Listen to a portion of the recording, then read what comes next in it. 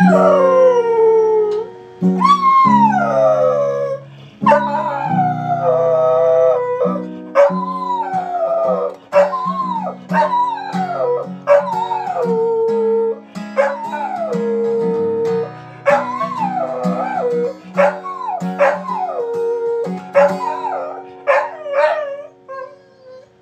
are you so rammy?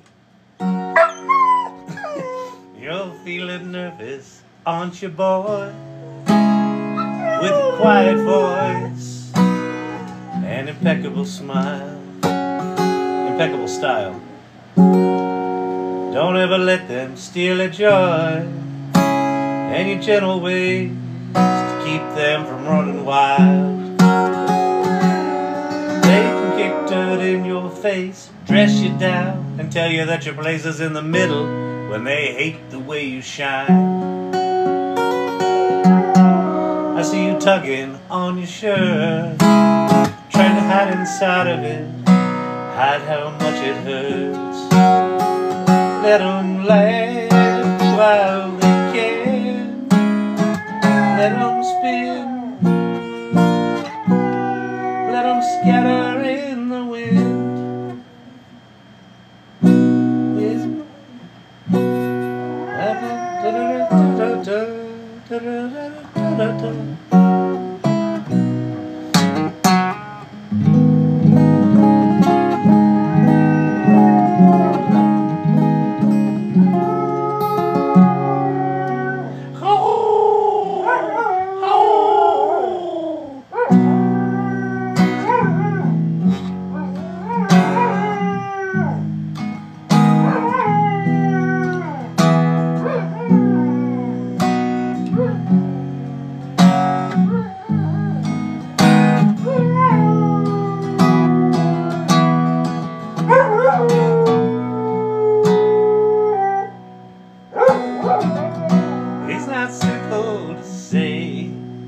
Most days I don't recognize me with these shoes and this apron. That place and its patrons have taken more than I gave them. It's not easy to know I'm not anything like I used to. Come on, TikTok! I got a singing dog here. Show this fucking live to someone. If you'd be so kind, tappy tap. There's only 16 people in here. Because, you know, TikTok.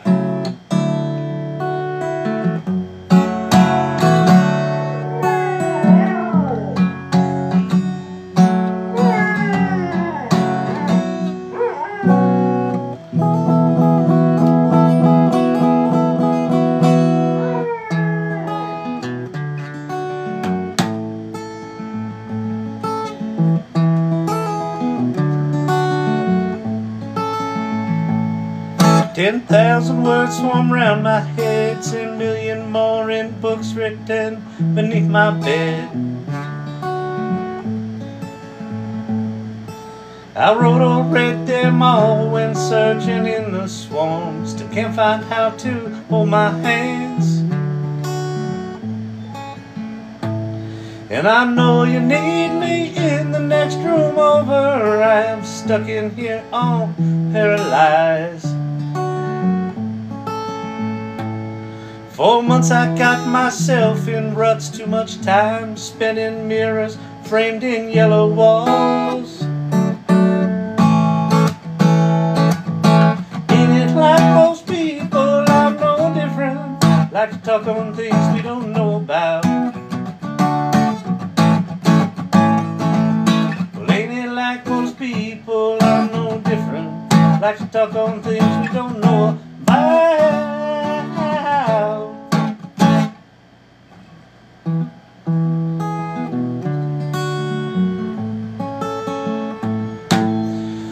Good evening, good people. Good people of the TikTok. It's Friday night date night. Lord Digital Gods produced this fine neon sign for us. Lord Digital Gods, you might not know this. He's a glassblower by trade. And he calls himself Digital Gods, but he was the original analog punk doing neon graffiti And so he reached out to me a couple of weeks ago and he said, "Hey Kyle, would you mind terribly if I hand blow you, sir, a neon sign for Friday night date night?" And I was expecting, date night with like a, courier style D, maybe some cursive. I was not expecting this. Good Lord, it's beautiful.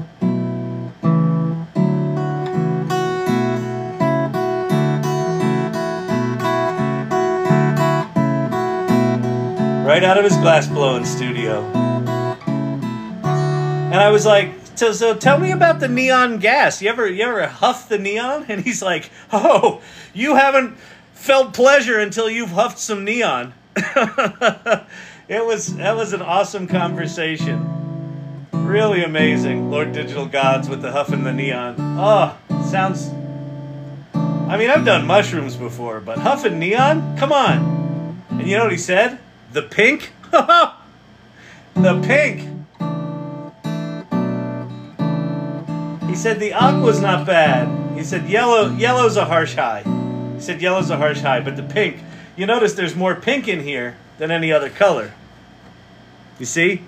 See how that works?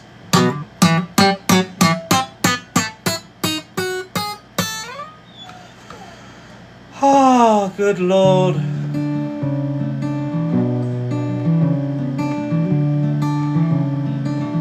It's better than your singing and guitar playing, though.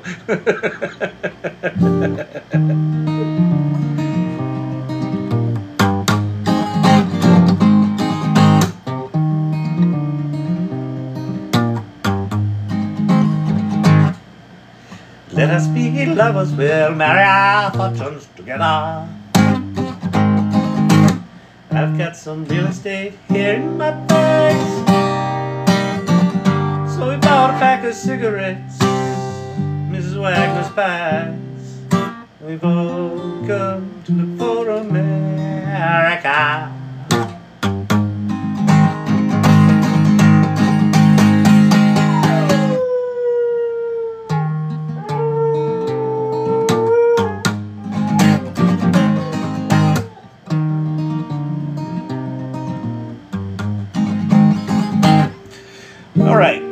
So, I'm excited about tonight because I've figured something out.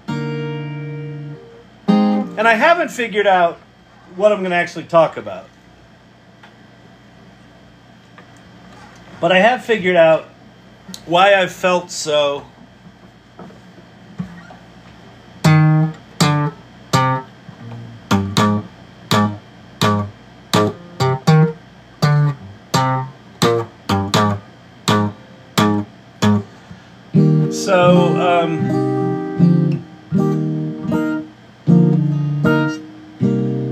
so disconnected from the mission of this channel. Because I think the mission of this channel is shifting. And I got really good comments today. I asked for people to give me comments, and I asked for comments very late in a long video, so the fact that so many people actually watched it, I appreciate that. And they give me really good comments. So I'm not going to not talk about tools. How are you doing tonight? I'm doing good, Cam. I'm doing good. Like I said, I'm figuring some shit out. I think what you know about me is when I commit to something, I fucking commit to it, right?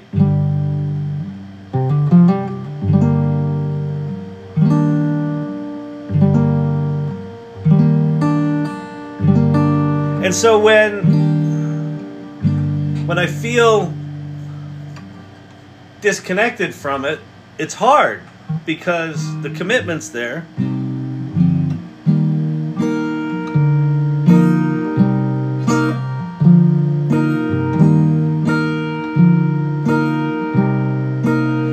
And so here's the nature of what's shifted for me. When the channel started out, ChatGPT had just come out. The image generation tools had been there for a year and a half or two. And they were starting to get decent. They were not great, but they were better than, they could at least occasionally make a usable image. And there were only a handful of them. And then there was only ChatGPT. It was a really unique piece of software. And then it started to not be. There started to be some other things. And it made a lot of sense to really focus on the tools, because what the tools made possible was really different. It was really different than anything we'd ever seen before. It was not only, these weren't just tools, right? These were,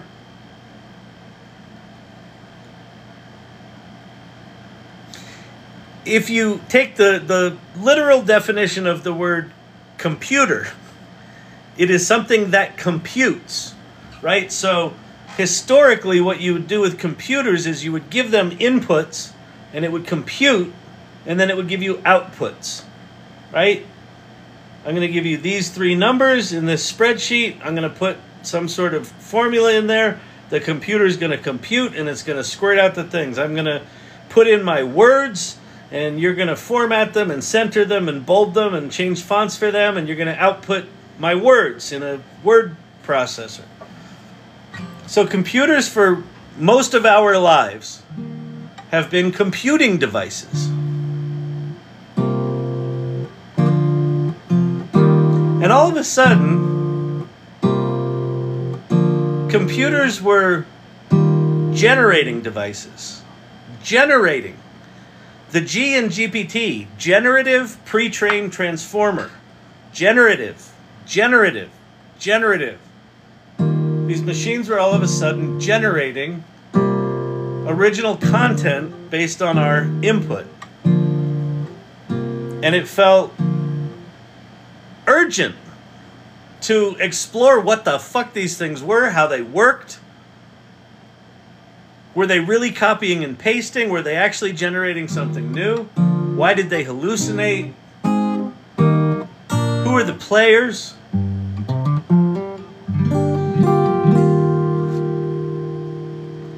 And then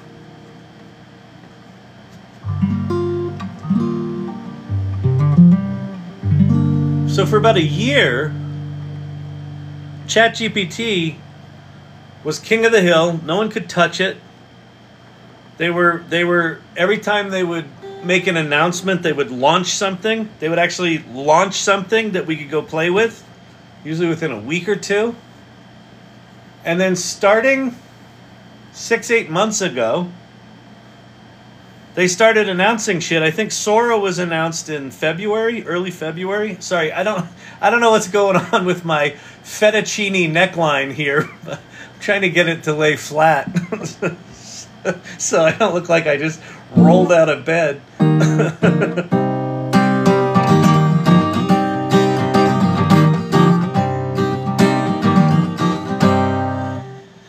So as OpenAI starts not delivering what they announced, all of the other companies that made massive investments when ChatGPT came out, it's now a year later, they're starting to launch their shit. So Anthropic drops Claude 3.5 Sonnet. It's really good. Grok just dropped Grok 2 with Flux image generation. It's really good. Google dropped 38 versions of Gemini, 16 of which you can actually find if you've got an Encyclopedia Britannica to keep track of all of the URLs where Google is hiding them.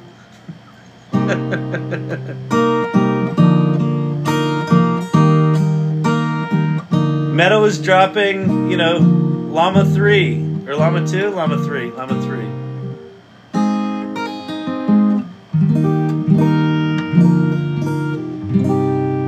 The image generation tools, the image generation war was already getting crazy, and then Flux just dropped. So Flux is this new image generation model that's really, really good, like shockingly good. And it's open source and free. And so it's now being incorporated into everything. So The image tools are just everywhere. The large language model tools are everywhere. The movie generating tools are everywhere. The real-time generating tools are everywhere. Coding tools are getting better.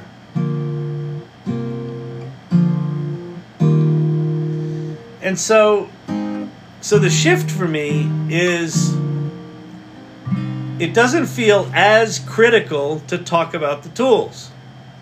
And I think it hasn't for a while. And that's sort of like, I was like, am I depressed? Am I like, what is the thing, right? You know, I'm neurospicy. I go through my fucking ups and my downs, and we all do in the neurospicy community. We're fucking bonkers. And it just, I couldn't shake it. And like what was popping in my head is, I just don't give as much of a shit about the tools.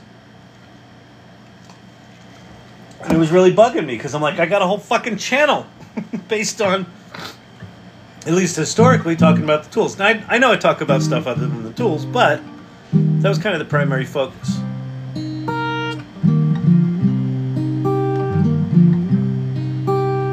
So I woke up this morning, and what popped in my head was, hey, asshole, because that's how I talk to myself.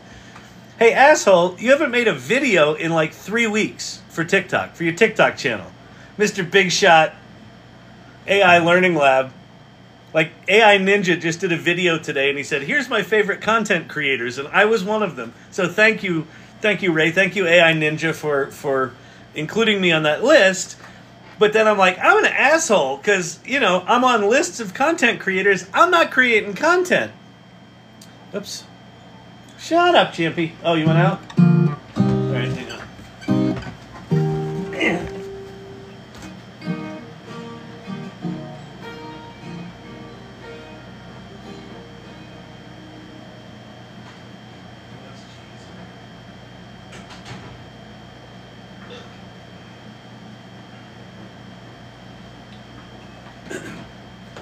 So I thought, what content can I make? And then I thought, because I like using my brainy brain sometimes. I was like, what the fuck is going on? Why have I not made content? And so I did a video today. And said, I haven't made content in a while, and here's why. And so it was something around this idea of these AI tools are so good now, and there's so many of them, that you can literally just pick one and it's fine. Like if you're just getting started, all of the tools are now more capable than you're prepared for. Hang on a sec.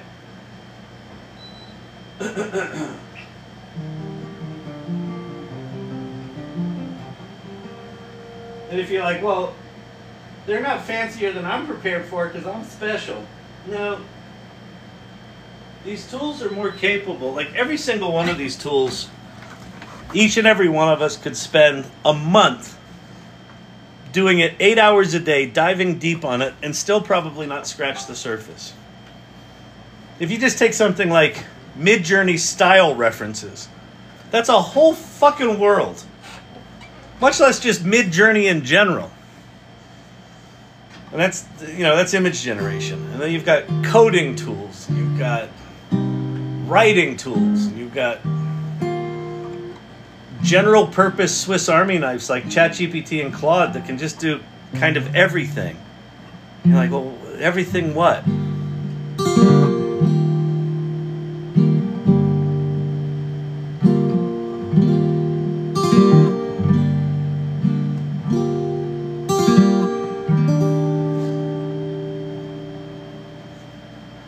So here's what's striking me. I think the focus of the channel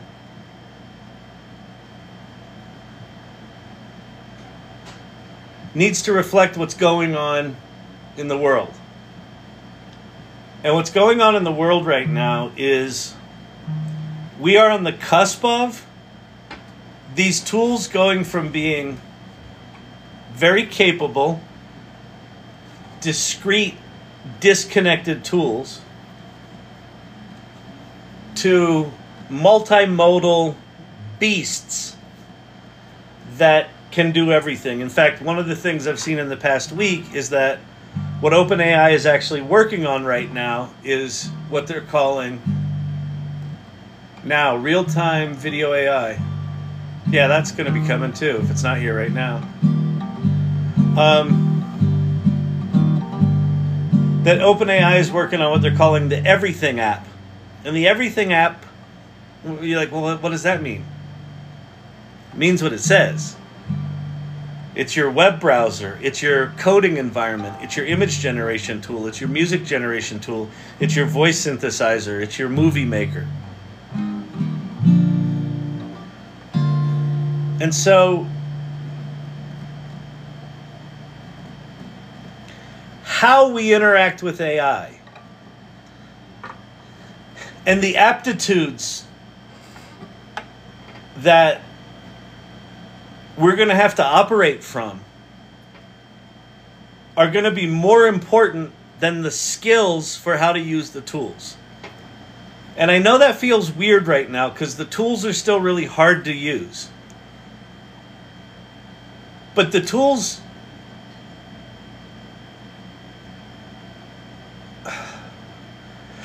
are going to get a simplification layer on top of them, which is AI agents. And so in a relatively short amount of time, this might be 6 months, might be a year, we're going to have agents where you can just say, hey, I want to go make a picture of a thing. And rather than the tool that you're using having to be the thing that has the image generation tool in it, that agent will be able to go, hey, what are all of the image tools that I've got access to? And of them, which is the best one for the kind of image I just got asked for? And it'll go figure it out, and it'll go prompt the image, and it'll have enough reasoning, potentially, to understand if it got back what you wanted. And it'll keep playing until it gets it right, and it'll just return you something that's exactly what you want. So we're not that far from the ability to just ask for what you want and get it. And so what popped in my head this morning was, so the skill that we all, the muscle that we all have to train is, how do we ask for what we want? How do we know what we want?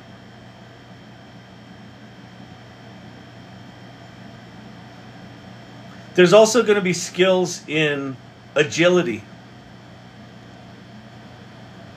Maybe I'm in a really passive mode and I just want to be entertained. But then in being entertained, something inspires me and I'm like, oh, that reminds me of that project that I want to work on that I never started. And now all of a sudden I go into active mode. And then maybe I work on that project for a while and I make some good progress on it because it's AI amplified. And then I'm like, oh, I got to do some work for the day job today. So let me go do some stuff. And I shift into that mode. And then I shift back into relaxation mode. And then right? So we're going to dynamically be shape-shifting as producers, flowing back and forth from consumer to producer. Like fluidly and intuitively sometimes. Can you clarify what multimodal represents? Image, language, text, audio. Yeah, text, audio. Yeah. So ChatGPT right now is multimodal, but it's a little it's a little faker. It's a little fakey version of it. So ChatGPT Omni, the Omni in it means that it's multimodal, but they have it hobbled right now. So ChatGPT 4 Omni right now is acting like ChatGPT 4 that was before it. So what happened with ChatGPT 4 is you've got your large language model. So you've got you put in a text prompt and you get back a text response. And then they had this separate model called DALL-E 1, 2, and 3. that were image generation models. And they basically just said, hey, let's teach this thing that if someone asks for an image, go use DALL-E 3, this image model, and when it generates an image, display that in your chat. So, but they were two distinct models. And then you had voice, where you could put it into voice mode and you could ask it a question with your mouth parts, and then it would talk back to you. But you weren't really talking to the model. There were actually three different models. There was, when you talked your words, it would convert your audio into text. It would then send that text to the large language model as a prompt. The large language model would respond with text, and then it would send it to another model that would take that text and turn it into voice. So the current ChatGPT 4 is like 4 different models kind of duct taped together. GPT-4 Omni is not that, but it's acting like that right now, because I think what they've done is they've just hobbled it so that it's really only using the text version. They're still using DALL-E 3, and they're still using text or voice to text. But sitting underneath it, the advanced voice mode that not everyone has access to, but some of us do. It's a single model that the model itself understands text, images, audio,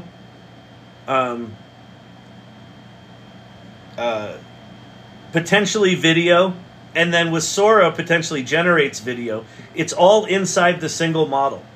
And so let me explain so the thing I said before, you talk into ChatGPT, it turns it into text, it sends the text to the text model answers you, and then it turns it into voice. So there's 3 models involved. In the new advanced voice, you're talking into a multimodal engine that understands lots of different modes of communication. It can understand them natively, and it can return them natively. And so natively means this: when you talk into ChatGPT for Omni's advanced mode, you're talking directly into the model itself. It not only understands your words, but it understands your intonation. So if you whisper to it, it knows you're whispering.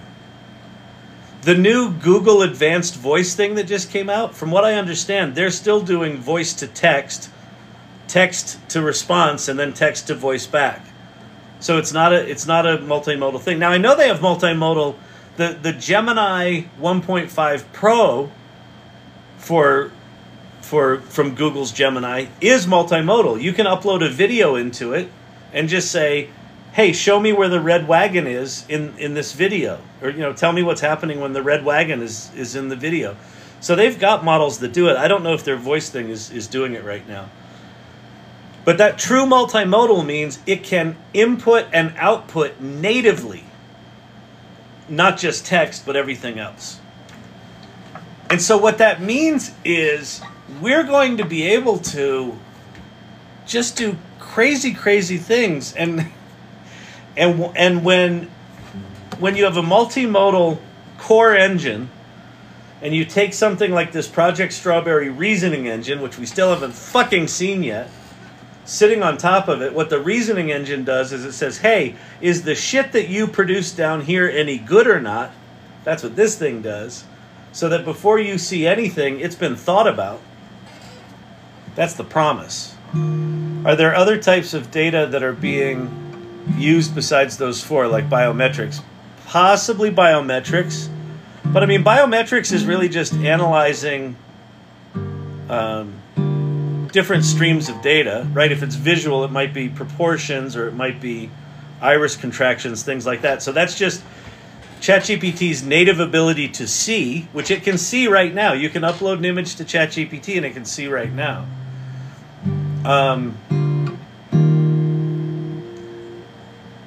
What I don't know about is physics, like 3D worlds and physics. Apparently, Sora, the video model, is actually a model that is about understanding and simulating the 3D world. I don't know how real that is because they haven't fucking released it and they haven't talked about it other than their marketing announcements. So,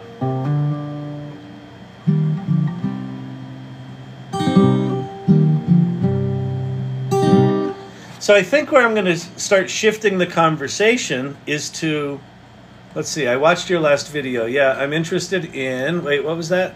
I just lost that, whoever pinned that.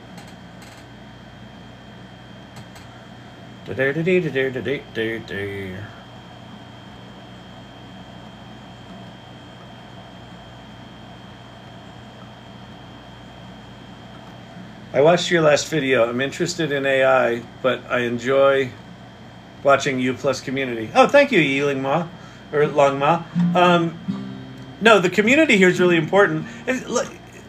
What I want to make sure that is happening is that this doesn't just become about, you know, shtick and jokes and me acting like an idiot or playing my guitar, having my dog sing. Like, I want there to...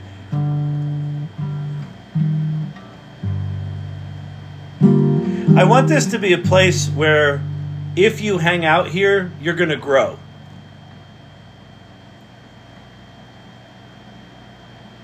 And if I get stuck and stagnated, if I'm like, well, here's what got us here, I'm going to just keep doing that because that worked, the industry's going to pass us by. And I think one of the things that I've been able to do over the years is have a good instinct for when these different shifts happen. Body temp, heart rate, like those from health rings. It depends on the interface, Cam. I would think that I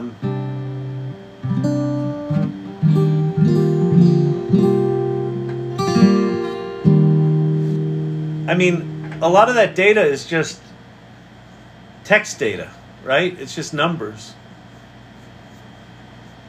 So I think that's just interface. I would think that things like biometrics, you would probably, those are probably just going to be applications. I don't know that ChatGPT would ever do that natively because they've got an API, so they don't need to build every specific application. But yeah, I think there will be,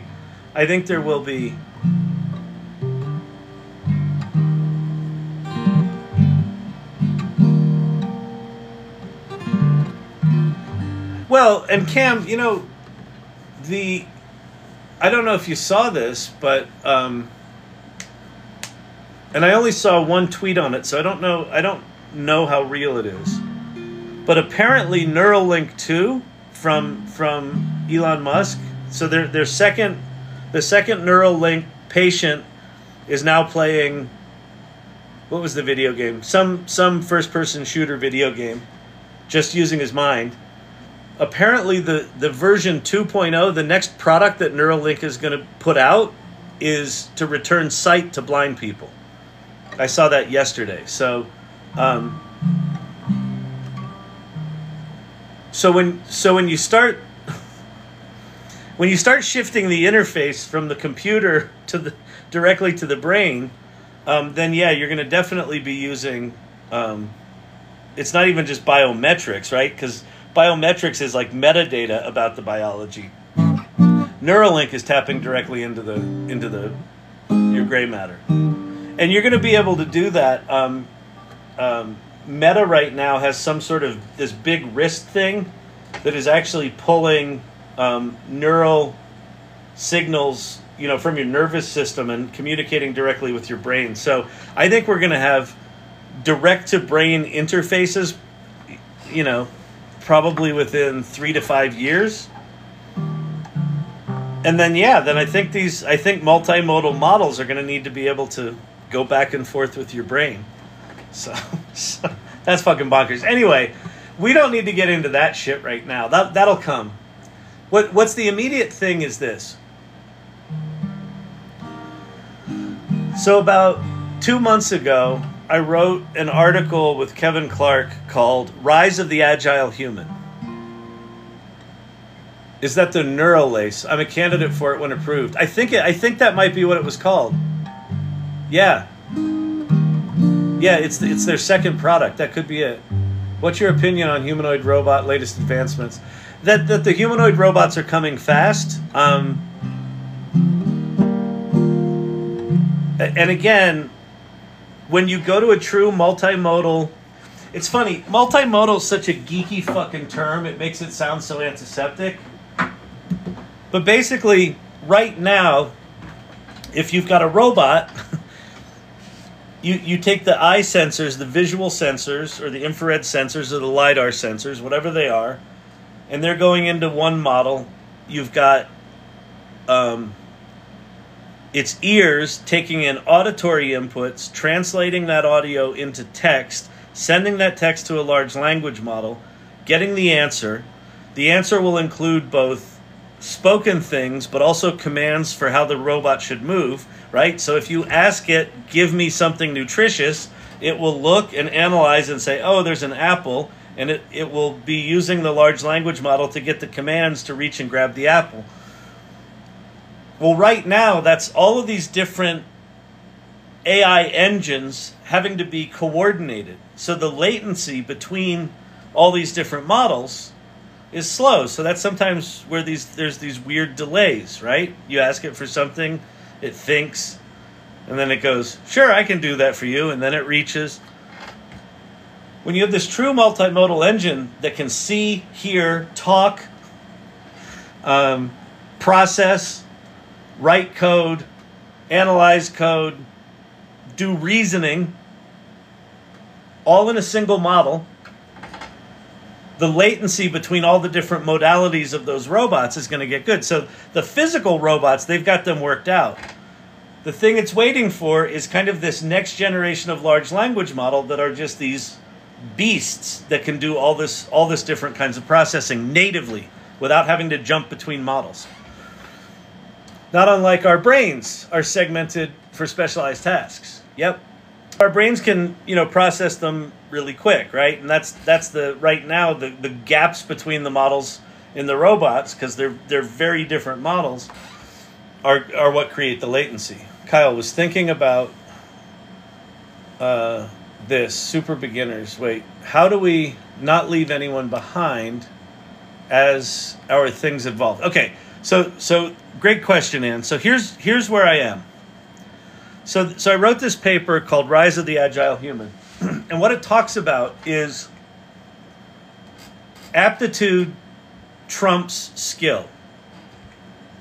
And there's some very specific ways of behaving that if you behave like that, you're going to be very successful in AI. And if you don't behave like that, it's going to be rough. And so, for example, Anne, one of those attributes is curiosity. Like, some of these are the values of the AI Salon. Are you curious? And so how we don't leave beginners behind is we just say, hey, if you're a beginner here, let's get curious. So an exercise I even thought of tonight is let's pick a category and say, who's tried something? And just go try something. And just have people, put in the comments, here's a tool I tried, here's a tool I tried, and I'll just go look at them. And so we'll still be playing with tools, but what we'll be exploring is curiosity or adventure or bravery. Like, a lot of times on here, I will get nervous about not wanting to do something if I haven't tried it before. Well, fuck that. Maybe I need to suck it up, Buttercup, and go try something in real time. Risk it being boring. Risk, falling on my face and not figuring it out.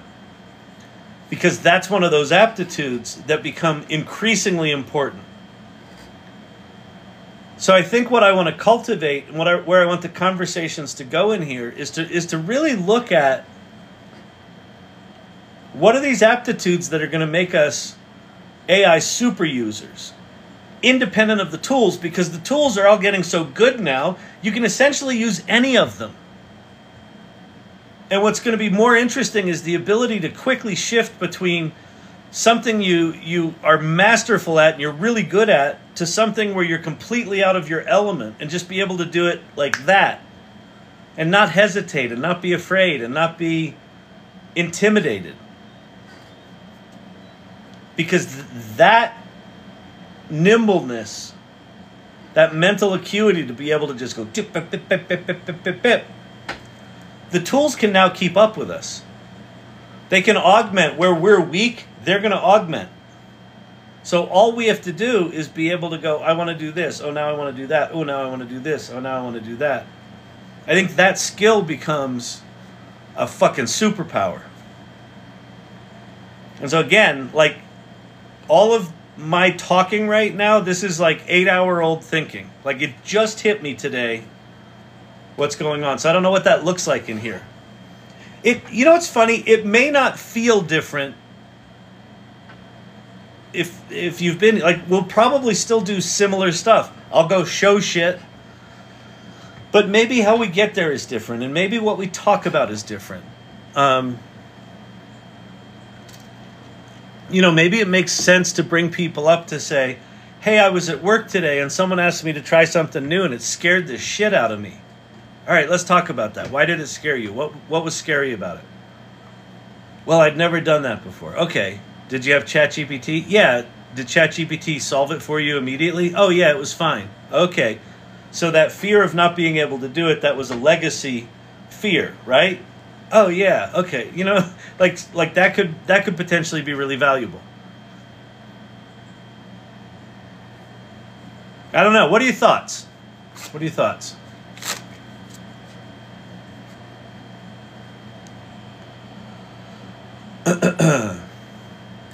Shit, I'm old. Now I have to bop, bop, bop. Would love to explore how everyone talks about AI in their life and daily and work. Yep, exactly. I had some thoughts a moment ago, but now they're outdated. Very valuable, says Dr. J. I'm down. I've been going through the same shift. Interesting. Source Camp's been thinking about this a lot. Quick tour of the salon. Yeah, that's a good idea. Okay. You're on to something. So there's a couple of things that I'm going to be talking about. One is Rise of the Agile Human. We're going to go through some of those attributes. One is Rise of the Agile Organization. How should they be behaving in this? What is your problem? What do you want? What's going on, dude?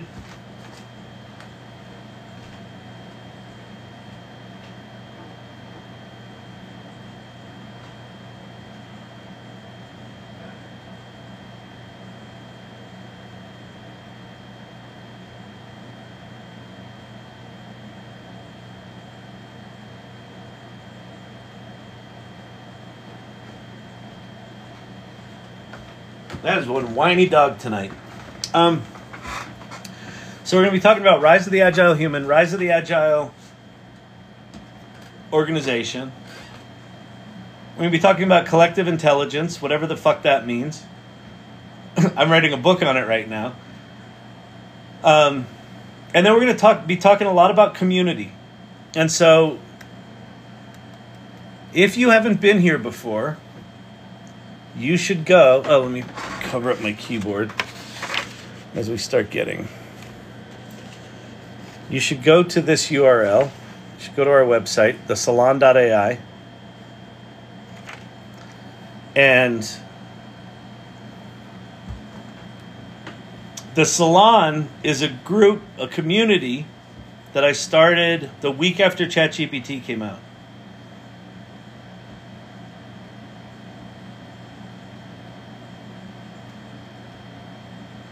Not only are we individually going to need to become more nimble at how we learn and how we interact with these tools, because they're going to be very nimble, it is not going to be possible for any one of us to understand even a small fraction of what's going on with AI. And so I think for many, many, many reasons, being a part of a community full of people who have similar aptitude, similar willingness to experiment and play and try is critical. So if you go here, that's our website. It talks about who we are, and then there's a link there to the AI Salon community. Let me show you quickly what that's all about. So this is the AI Salon community. There's Digital God's little neon sign that he hand blew with glass rods while he was huffing the neon. He's just a wild man. So in the AI Salon, we've got this journey to AI literacy, we call it. And it's play first, mindfully create, and generously lead. I'm going to articulate it like this. In the AI Salon, we play first, joyfully exploring generative AI, gaining the knowledge and inspiration to mindfully create, surprising ourselves, and powerfully meeting challenges, unleashing us to generously lead others, enriching lives, redefining what's possible, and unlocking a new era of human achievement. That first one, play first, is weird. It seems counterintuitive. It's like, well, I've got work to do. What do you mean play? I mean play. I mean play. I mean play with tools. It was funny, on the salon this week, one of the guys got on and he goes, well, I'm not the creative one in our family. I'm the coding guy, and I'm not the creative one. My wife's the creative one, and she's the creative one. And so I don't use these creative tools because I'm not the creative one. I'm not the creative one. I'm not the creative one. What play looks like is, even if you're not the creative one, play with the creative tools. Even if you're completely fucking intimidated by coding and engineering, have ChatGPT write code for you and then have ChatGPT teach you what to do with it.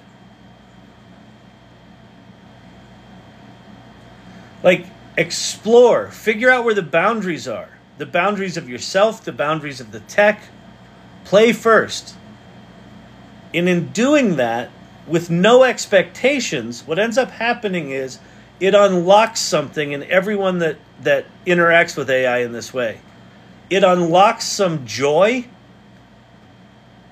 of the process of learning, where you shift from, oh, I have to learn AI, to I get to learn AI.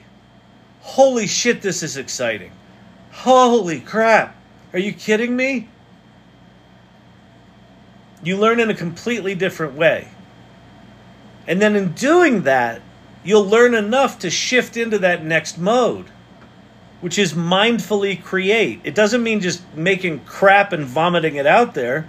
It means, okay, now that I've learned some skills playing, let me put together an art project, or let me solve a problem at work, or let me write a business plan for the business I've been thinking about all my life but too afraid to start. Start building something. Start building something with intention. And then the generously lead part is, tell people what you're doing. Ask for help. Offer help. Share to your Facebook group, hey, I started this new project and I'm using AI, and these 3 things it was brilliant at, and these 2 things it really sucked at.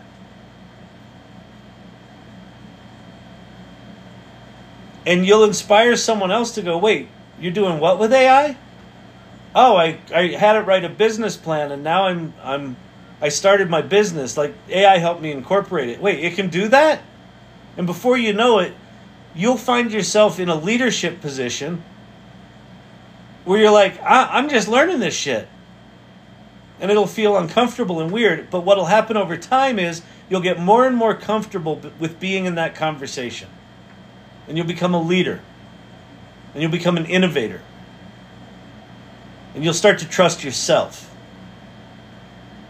So AI literacy isn't about mastering the tools. It's about mastering the mindset to be fluid enough to use these tools powerfully. So anyway, so that's kind of what the salon is about. So what we created here is a 6-stage onboarding process. So step 1 is, check out about the salon.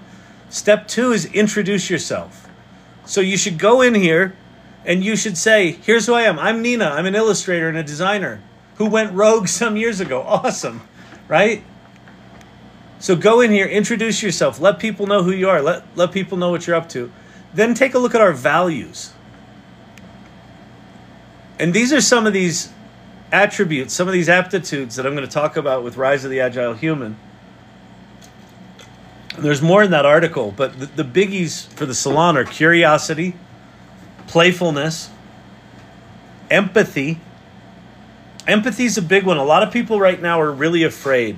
A lot of people are angry. They're like, the AI is going to take my jobs. The AI is going to kill us. Rather than arguing with them, understand where that fear is coming from. And if you can understand it, then you can say, oh yeah, I felt that. I know what that feels like. I felt like that too. And then I tried it. And you know what got me over the hump is this thing or that thing. I just did it tonight. I was just at a gallery tonight with the wife, and this guy started chatting me up. He's like, what do you do? And I said, I'm a photographer, and I'm really into AI. AI, huh? And I talked for half an hour about how much I love it and this and that and how I'm more creative alive than I've ever been. And he just had this fucking puzzled look on his face. I'm like, where are you with this stuff? And he goes, I don't know. He goes, like he hadn't really taken it in. He wasn't against it. He wasn't for it. I said, you want to see something cool? That's my line. Want to see something cool? And I had taken a picture of, I wonder if I can show it to you. I think I can, because it's digital and it's in the cloud.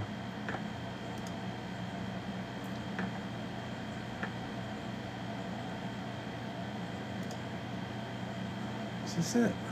Hang on. Today. Yeah. So I'm at this gallery, and this piece of artwork's on the wall. And I thought that was kind of interesting. It was a print on fabric. And so I opened up ChatGPT, and I said, create a version of this with human agility as the theme. So I've been thinking about this human agility thing, and that's what it generated. And I showed him that. I said, I started with this, and I said, recreate it with human agility as the theme. And he'd never seen any of these tools do anything. He was like, huh. I said, yeah. And then I said, I wanted it to be taller, so I said, make it taller and more geometric. And then it did this.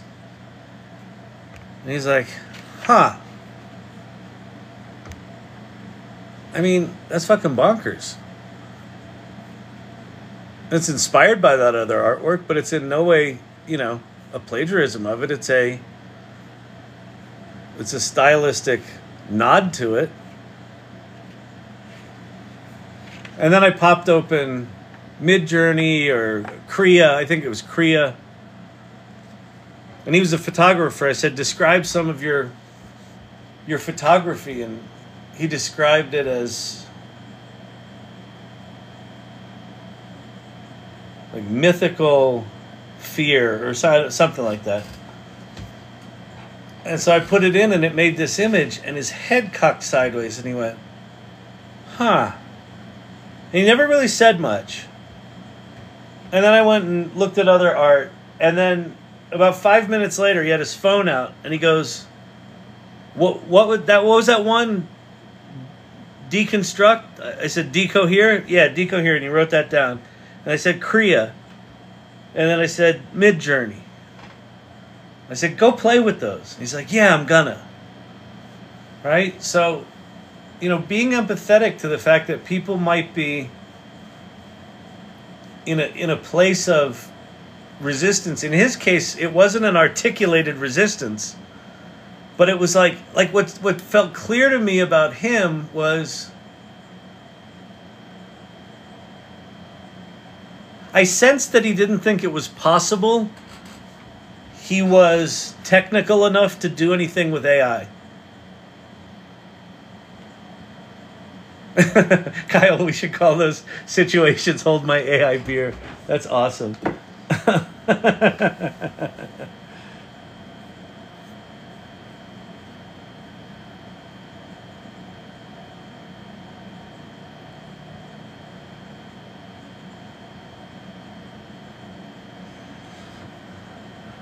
Oh, that's cool. Cam, let me know if there's anything you need me to do to support you. I just saw your note in Mod Channel. If there's anything I can do to support you, let me know. I'm happy to try. But yeah, hopefully that neural lace thing does something interesting.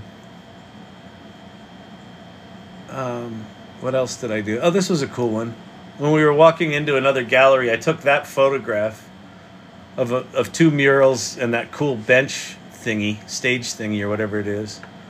And I just said, recreate this as an oil painting. And it made that. It's like, just like casual remixing the world, you know?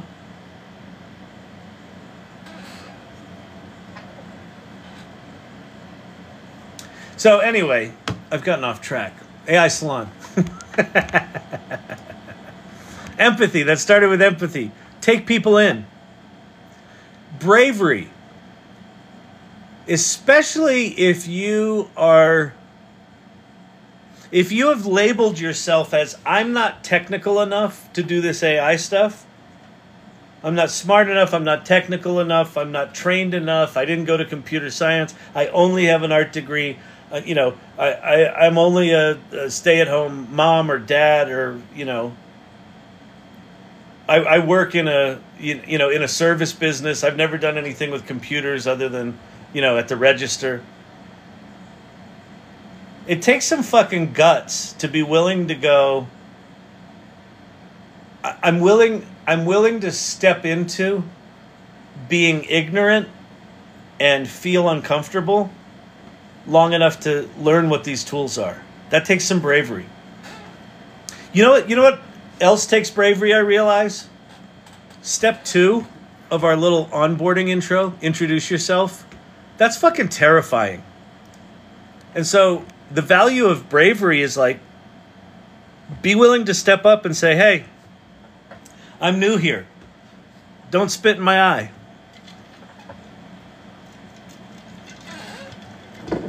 And this community won't. They'll embrace you. And then the last one is generosity. Generously lead. Be willing to say, hey, here's what I learned. Be willing to ask a question. Ask for help if you need it. Because while it might feel on the surface like asking for help is a sign of weakness, it's actually a leadership move. Because when you ask for help, you create the space for someone else to lead. So it is a leadership move to ask for help. It's a leadership move to generously offer your help, but no one right now is an expert. Not everyone has all the answers. So there's going to be places where you know more than everyone else in this community, and there's going to be places where you don't know anything, and someone else does. My bravery and confidence has skyrocketed since joining this group. Yep, awesome. Number 4 is watch past meetings. So every other week we have meetings. There's meet and greet meetings where we introduce ourselves, and then there's speaker meetings. Source Camp spoke at one of our meetings. The Ltx team and Jason Allen. He's that artist that, I don't know if you remember this piece of art, but this piece of art, he entered into an art contest at the Colorado State Fair 3 years ago, 2.5 years ago. Or no, year and a half ago. And he won it. And then they found out it was AI. And, he has had a hell of a journey since then. He's had death threats because he made a pretty piece of art, but he didn't use the right tools. So there's interesting, so you can understand sort of the personality of the group watching meetings. And then step 5 is RSP for our next event. And then the last one is water cooler. Just jump in and start chit-chatting about AI. The water cooler is sort of a, no specific subject. If you want to talk about AI, you can pop it in here into a live chat, or you can create threaded discussions. And then there's a community section. There's a show and tell area. There's guilds, creative guilds, business guilds, tech guilds, and social impact guilds. And then there's even community clubs, including the AI Learning Lab Irregulars, this group. Mansplaining as a service. Oh, yeah. That's awesome.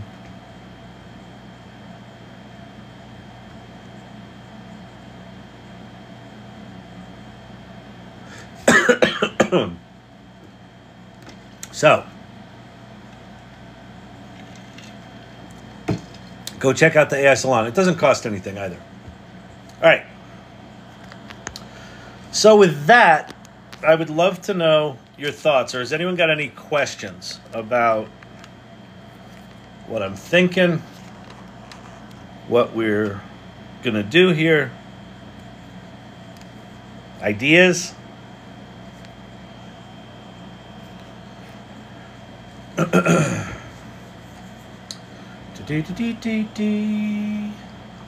Being a leader is not what people think. It means you have a team. The team is what carries them. Yep, that's very right.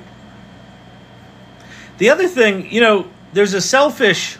You can make money with ChatGPT! There's a selfish piece of this, which is how do you make money with ChatGPT?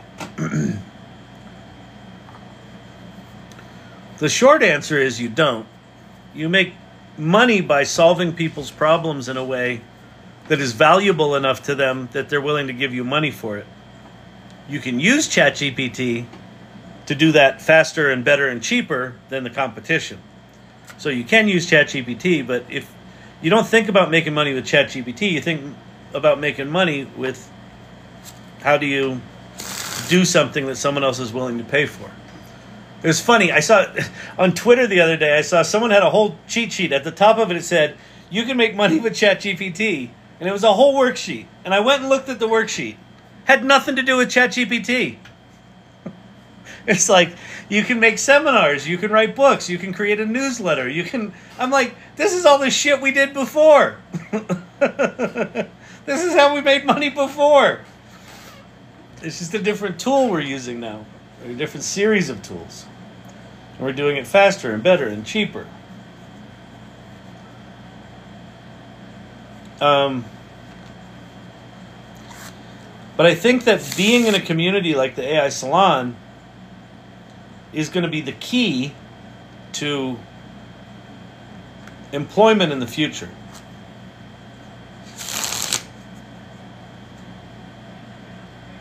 And it won't necessarily just be the salon. It'll be any community where you're interacting in a deep and trusted way with a group of individuals who have the aptitude to be good at AI.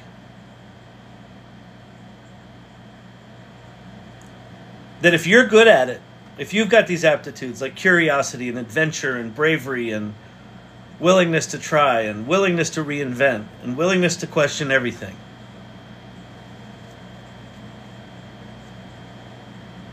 you're going to want to be around people who are like that too. You're not going to want to be around people who are sitting like this going, I think AI is stupid. No. Because you're going to realize what a fucking superpower it is, and so you're going to want to hang out with people who have superpowers. And so the AI Salon is that. It's a whole group of AI optimists that are exercising their aptitude muscles for being able to operate well in this environment. And what happens when you're in a group like that is you will gravitate towards certain people, and you'll like how they work, and you'll like how they think, and you'll like how they make you laugh. And you like how they're really talented, but they're not an asshole. And then when you get hired to do something, and it's a bigger job than you can do on your own, who are you going to hire? Someone who on LinkedIn says they've got AI on their resume, or someone that you've been hanging out with for 6 months, 8 months, 18 months, and you fucking love the way they work? So these kind of groups are where employment's going to happen. Maybe the salon should have a help wanted section. Not half kidding. Next LinkedIn. No, we've thought about that. I think we're in the middle right now of really rethinking the experience and how people navigate it and what its purpose is. And I think having something around employment, or, I'm working on a project and I need, volunteer people, sweat equity people. I got hired for a project and I've got, I need to hire someone. So I think having a job board in the salon's not a bad idea, actually. The community helps bring me much needed interaction, expanding my joy of AI. Yep.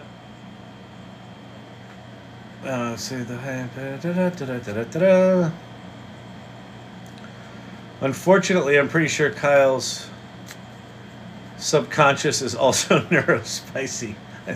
I think my neurospiciness runs deep.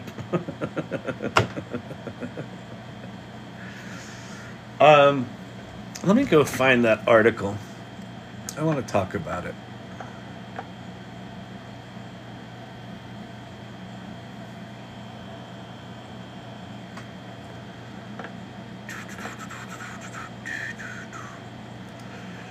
A little yawn. Got a little yawn going. Good Lord. Rise of the Agile Human.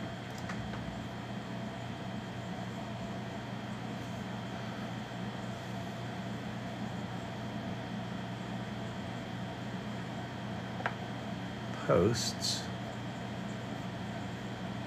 Where is it?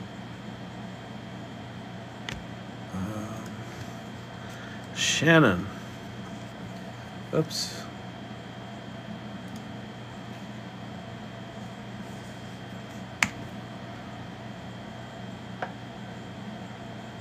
There's Rise of the Agile Organization. And then down at the bottom is Rise of the Agile Human. All right, so this article on ye olde LinkedIn. This is what struck me today as I thought about why have I not been posting on TikTok?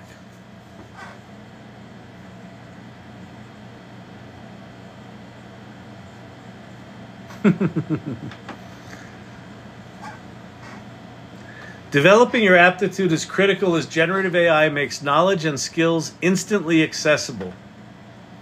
So the tools now, in my opinion, have gone from a handful of distinct tools that each did like one thing very well and a bunch of other stuff not well, or just, to all of a sudden you have multiple options on all fronts. You have multiple large language models that are good. You have multiple multimodal models that are very good. You have multiple conversational models that are very good. You have many, many image generation models that are quite brilliant. You have many, many video things. You have at least 4 or 5 audio things. You've got 11 labs for voice synthesis. You've got Synthesia, DID, and what the fuck's it called? HeyGen for digital avatars. So developing your aptitude is what's next, because the skills, the knowledge and the skills, which is where our current value is. Our current value in today's society and in today's education is around amassing knowledge and amassing skills. And those are about to become commoditized. Commodified? Commodified. That one always screws me up. And when people say it wrong, I judge them. But then when I go to say it, I don't know which one it is. Vicky, commoditized or commodified?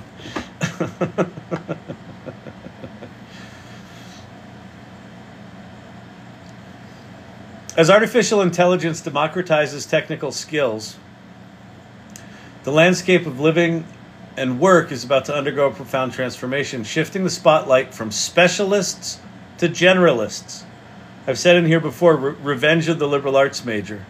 Make into a commodity. Thank you, Silver Fox, smartass. The new age of the agile human is upon us. And this dramatic shift redefines value in the workforce, elevating those with broad aptitudes, creativity, adaptability, and critical thinking above those with deep, narrow expertise. That's literally flipping the value iceberg upside down. Commodified. Okay, thank you. Thanks, Vicky. Commodified. Is commoditized even a word? And does it mean something different? But commodified. Okay, I will maybe remember that. Right now, Specialty doctors make more than generalists. Specialty, people with masters and PhDs make more than people with BAs, and especially BAs in things like liberal arts. The ability to integrate diverse knowledge and adapt to new challenges is more crucial than ever. The ability to integrate diverse knowledge, think about, critically thinking, integrate diverse knowledge, and adapt to new challenges becomes more crucial than ever. The shift doesn't just alter how we work, it rewrites fundamental principles of professional value and success, aptitude over specific skills. Traditionally, education and professional development has focused on acquiring specific skills and deep subject matter expertise. However, generative AI and large language models are reshaping this focus, emphasizing the value of aptitude, such as creativity, critical thinking, and the ability to learn and adapt. In a landscape where AI handles complex tasks with readily available skills, from coding to content creation, it is uniquely human abilities such as curiosity, critical thinking, creativity, judgment, drive, and adaptability that provide a competitive edge. These abilities can be encouraged, taught, and passed on to the next generation. So this is the stuff that I want to focus on. We'll still do stuff with tools, but I want to do it through this lens. What does a person even do with a PhD? Listen, here's the thing, Pate. The specialists who get good at AI are going to be better at it than generalists. But if it depends. So none of this can be, 100% broad brush strokes. But just think, general value, where things are valued, if the specialty disciplines get commodified, I think that's the right word, pretty sure that's the right word, then from a supply and demand perspective, people that can just do one of those specialties are going to go down in value, because a lot of people are going to be able to do that specialty and lots of other specialties. So, but specialists will still be better at their particular discipline than generalists, but generalists are going to be able to switch between specialties, and that skill is not going to be common because of how we value things right now. So if you've got the ability to be T-shaped, is what they would call it, Pate, where your PhD is this specialty, and if you can be T-shaped and go across disciplines, you'll be super valuable. Commodified, make it marketable. Commoditized, similar items competing on price. Got it. Okay. Okay, so I'm just listening now. Okay, got it. Okay. Okay, so critical components of being an agile human. 1, curiosity. So here's the thing. Here's what I want you to think about.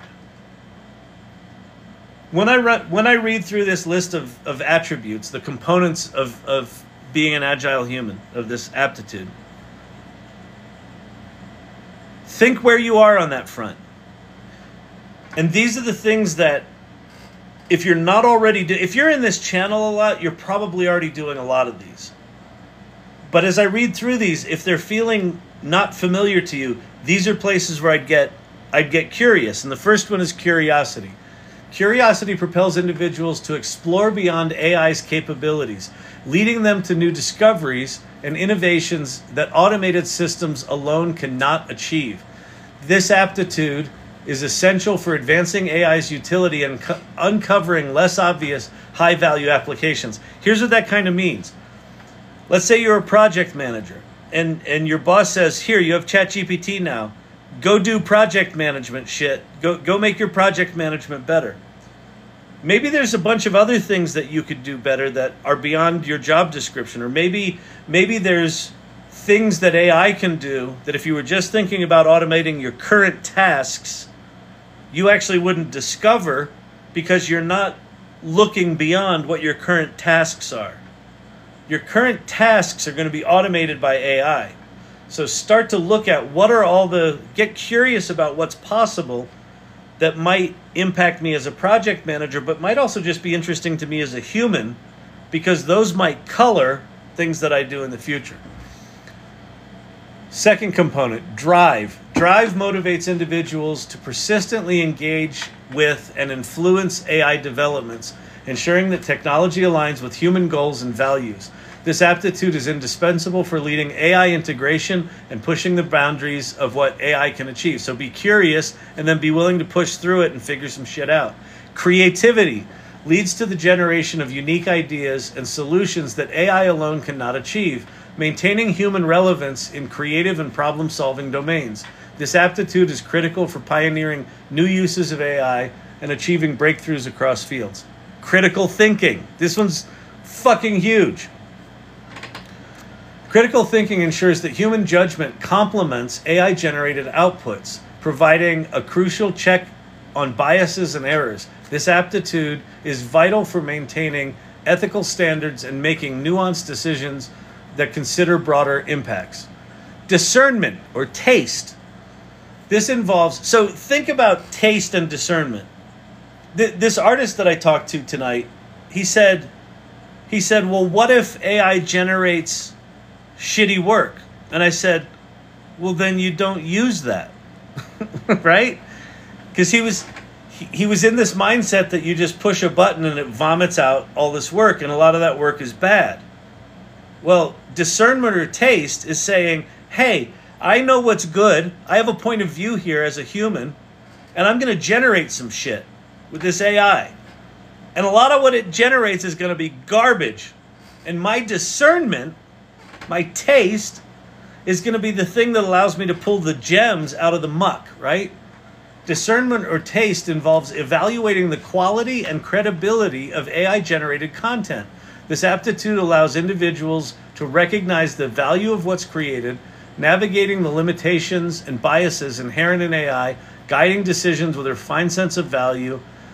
Developing discernment requires nurturing a critical mindset and emphasizing human-centric education alongside technical training.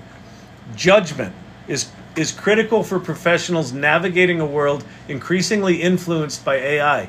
It enables individuals to access complex situations, weigh the ethical implications, and make decisions that ensure AI is employed reasonably and beneficially for society.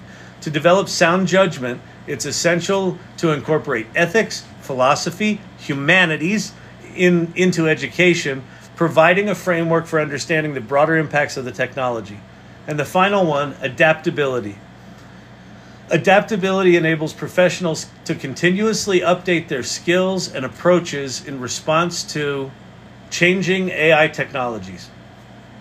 This aptitude is key to navigating shifts in the workplace and maintaining career longevity in an evolving digital landscape. So now, imagine being the CEO of a company and you think about, I need to figure out who of my employees are going to be good at AI moving forward. Historically, what you would do is say, who's good with computers? Who's good with, programming? Who's good with engineering? It's a skills-based approach. What if you said, let's throw out the skills. Let's evaluate everyone in the company. And whether they're a janitor or a receptionist or a PhD, in the mathematics group working on TPU efficiency. Let's evaluate them all, but rather than evaluating their skills, let's evaluate them on these criteria: curiosity, drive, creativity, critical thinking, discernment or taste, judgment, and adaptability.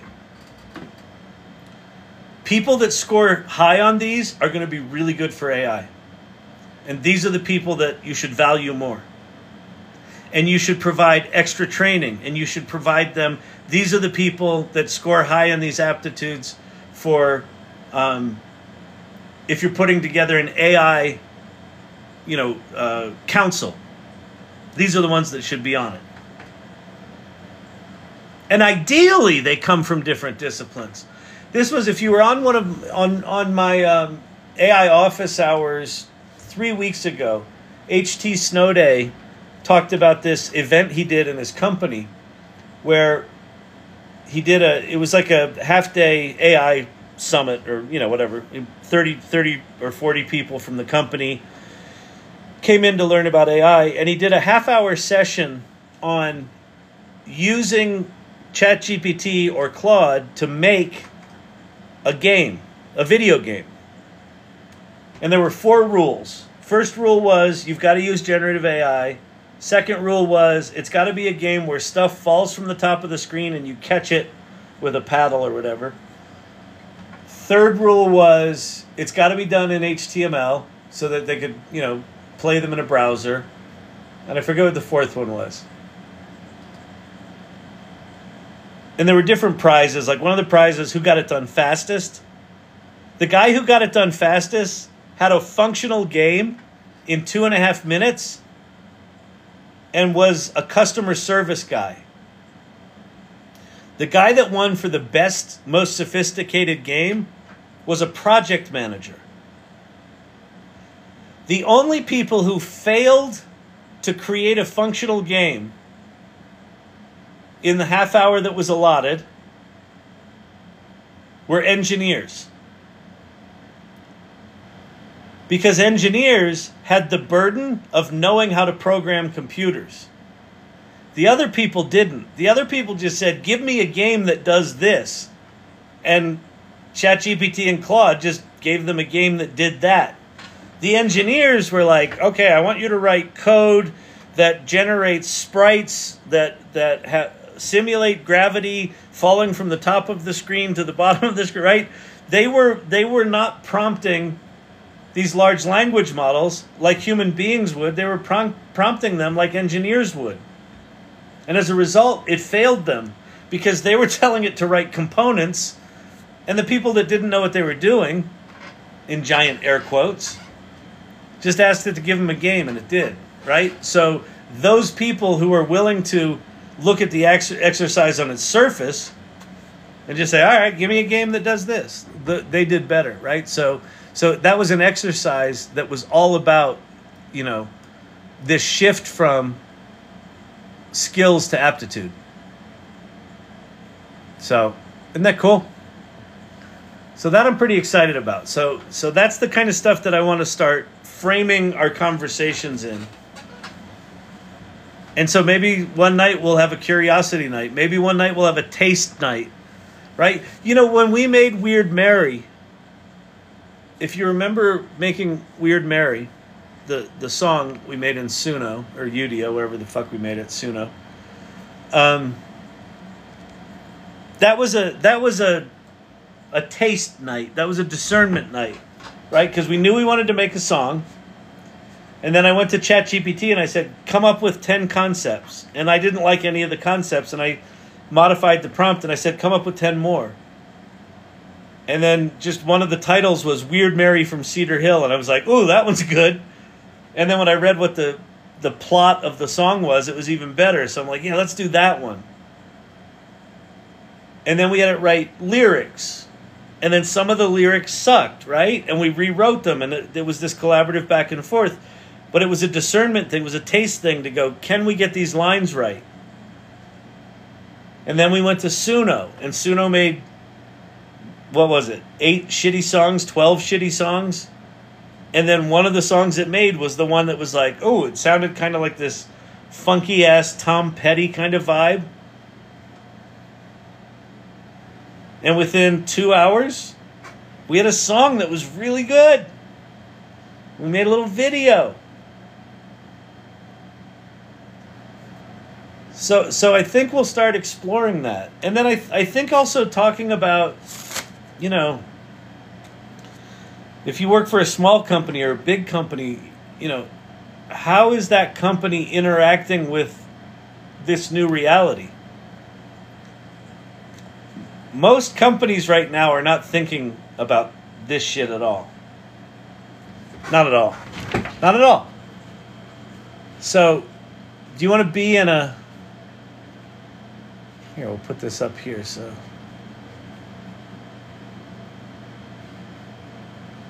Rise of the Agile Human.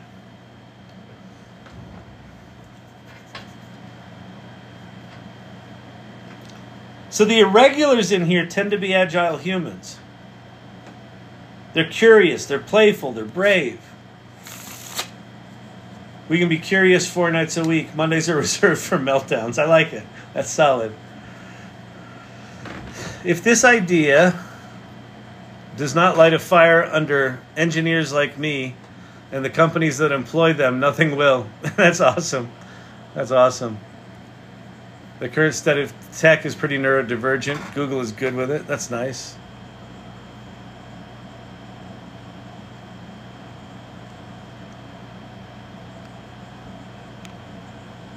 Mr. IT's loving it.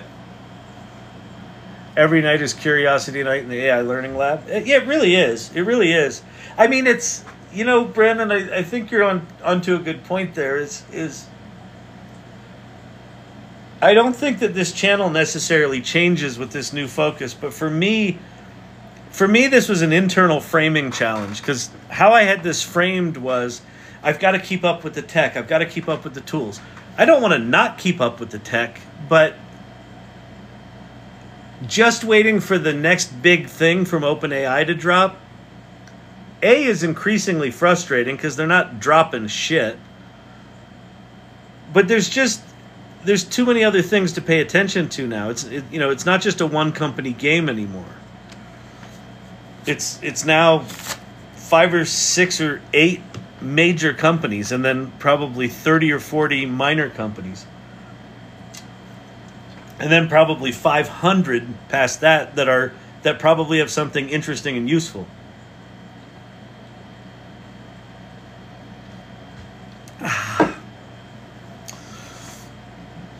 What is the meaning of your page? New here. It's funny. Funny you should ask, CD Legacy. So it's called the AI Learning Lab. My name's Kyle Shannon.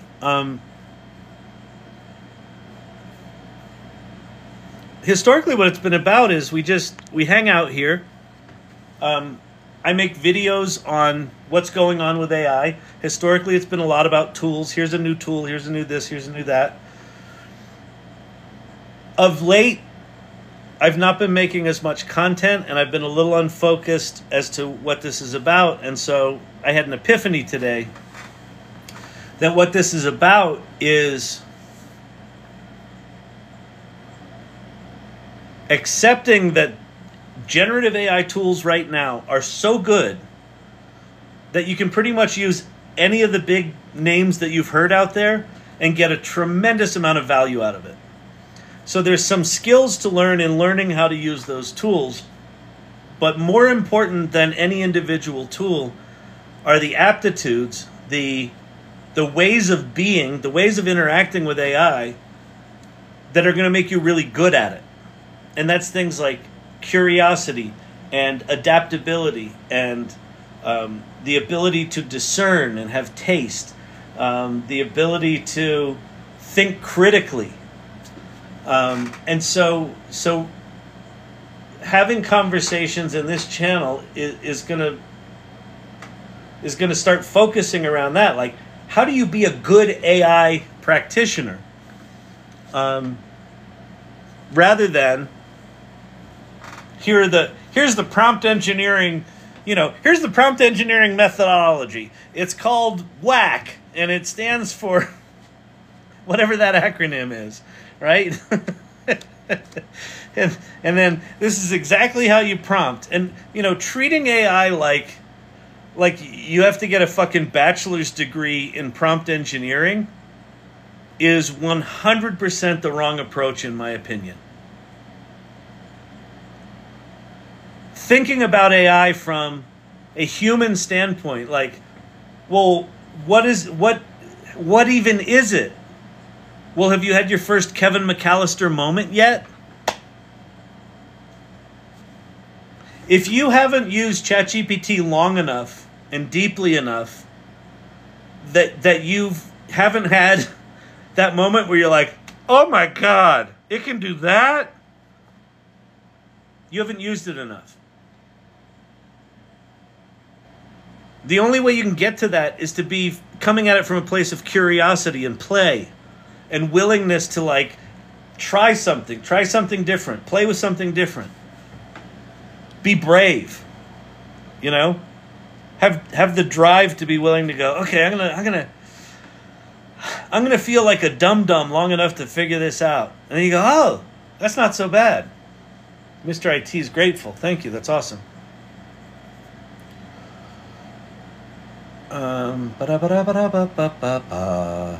Luckily, my manager is neuro-spicy adjacent. That's awesome. As a 45-year-old, where should I start? CD Legacy. As a 59-year-old, 45 ain't old.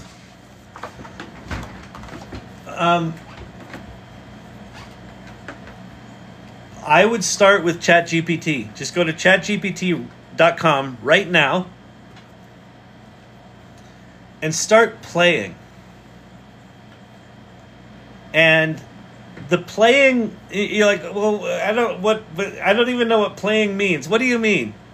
I mean, like, what are you interested in? What's a hobby of yours? Do you like flowers? Do you like baking? Go ask ChatGPT to give you the history of yeast.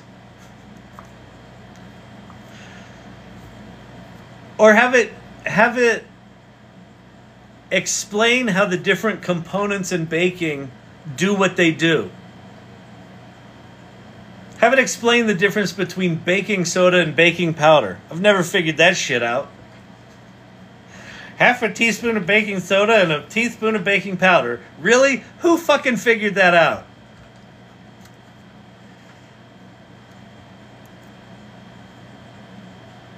Have it write you a recipe with, take a picture of the shit in your fridge, upload it to ChatGPT and say, make me a recipe with the stuff you see in here. Have it write you a poem about the kind of dog you have and how much you love that dog. Have it write you a children's book and make the images for it. I mean, watch. Okay, so here's the thing. What was your name? It was CD something, right? CD 75. Yeah, CD Legacy 75. Watch. Let's go do something together. ChatGPT just got really good at something that it wasn't good at before.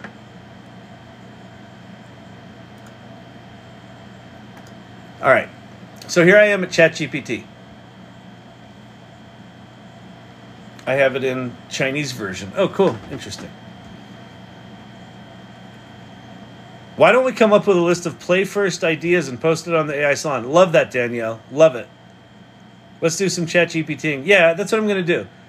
So what you're going to see me do here, I'm going to hit a thing where I'm going to talk and it's going to type for me. That's just a Macintosh assistance kind of thing. It's not part of ChatGPT.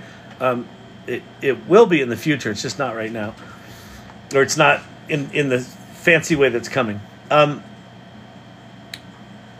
So we're going to write a children's book, but we're going to do it in kind of a fun and interesting way. Let's see.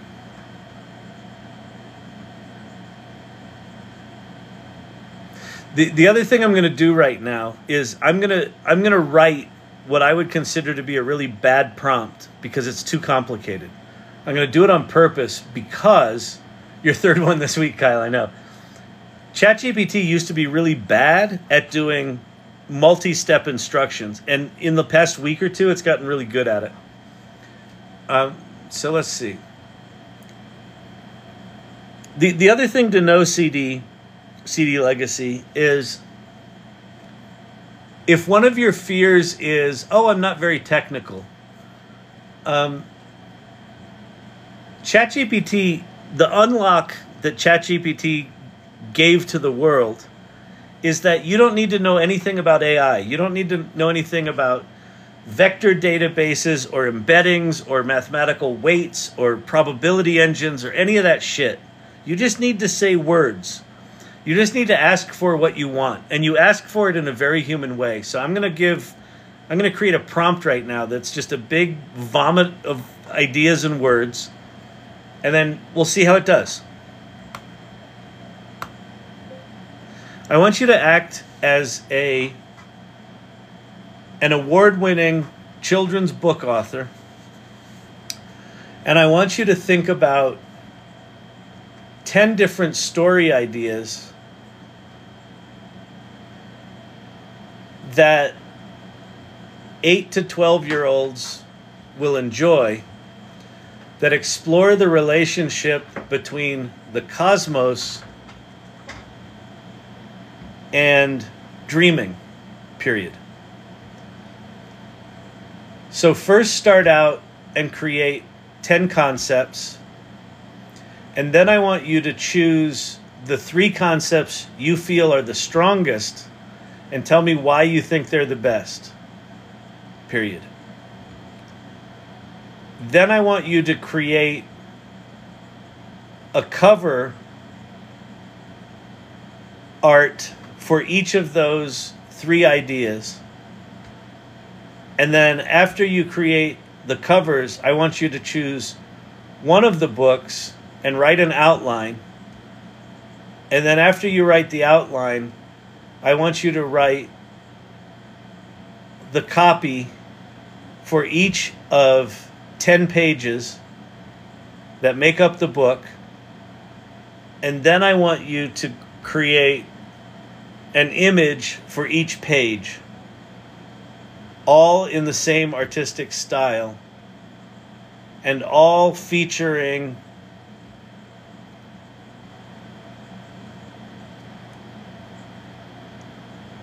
a magical light bulb, period. Okay. There's a really shitty prompt. There was an error generating response. Well, let's see if maybe I broke it. Okay. 10 story concepts. Dreamweaver's Constellation, Stardust Dreams, Cosmic Dream Library, Galaxy of Dreams, Night Sky Painter. Okay, so there's our 10 concepts. Choosing the 3 strongest concepts. Dreamweaver's Constellation, the Cosmic Dream Library, and Dreaming Mood. Creating cover art for each of those. So there's one. So that one's for Dreamweaver Constellation. That one's for the Cosmic Dream Library. And then that one's for the Dreaming Moon. Selecting one concept for development. After creating the cover art, I believe Dreamweaver's Constellation is the strongest concept to develop further. It's got visual appeal. It's got narrative depth. Here's the outline for the Dreamweaver's Constellation. So the fact that it's doing all these steps sequentially and just remembering them, it didn't used to do this very well at all. But the reason I'm doing this for you, CD Legacy, is if you're telling yourself you can't do AI because it's too much or too complex, you can do AI. You literally just go in and ask it for what you want. What the skill becomes over time is you learn how to ask for what you want better. But the way I would think about generative AI, something like ChatGPT right now, is think of it as like you're having a conversation with the world's best educated intern that has 0 life experience, right? So have you ever met people like that? They're incredibly well educated, but they're totally fucking clueless. That's what ChatGPT is. And so if you understand that about it, you can literally just start talking to it like you're on a conference call with your new intern that you have to tell everything to, but they're incredibly well educated. All right, here's the page copy. So page 1, Lily loved to gaze at the stars. Each night she wondered if she could ever touch them to feel the twinkle of light in her hands. Image, Lily lying on the bed looking out our window at a starry night. So here's all the 10 pages. There she is staring out the window at night.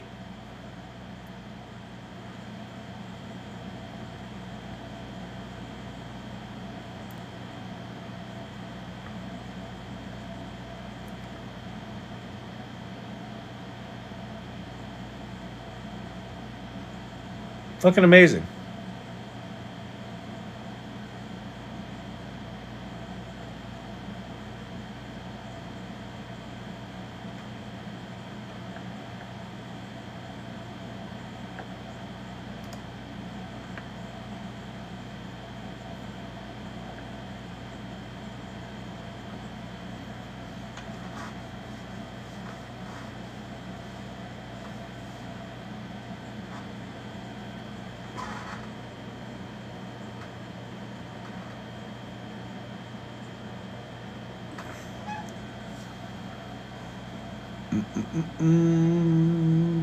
Final illustration.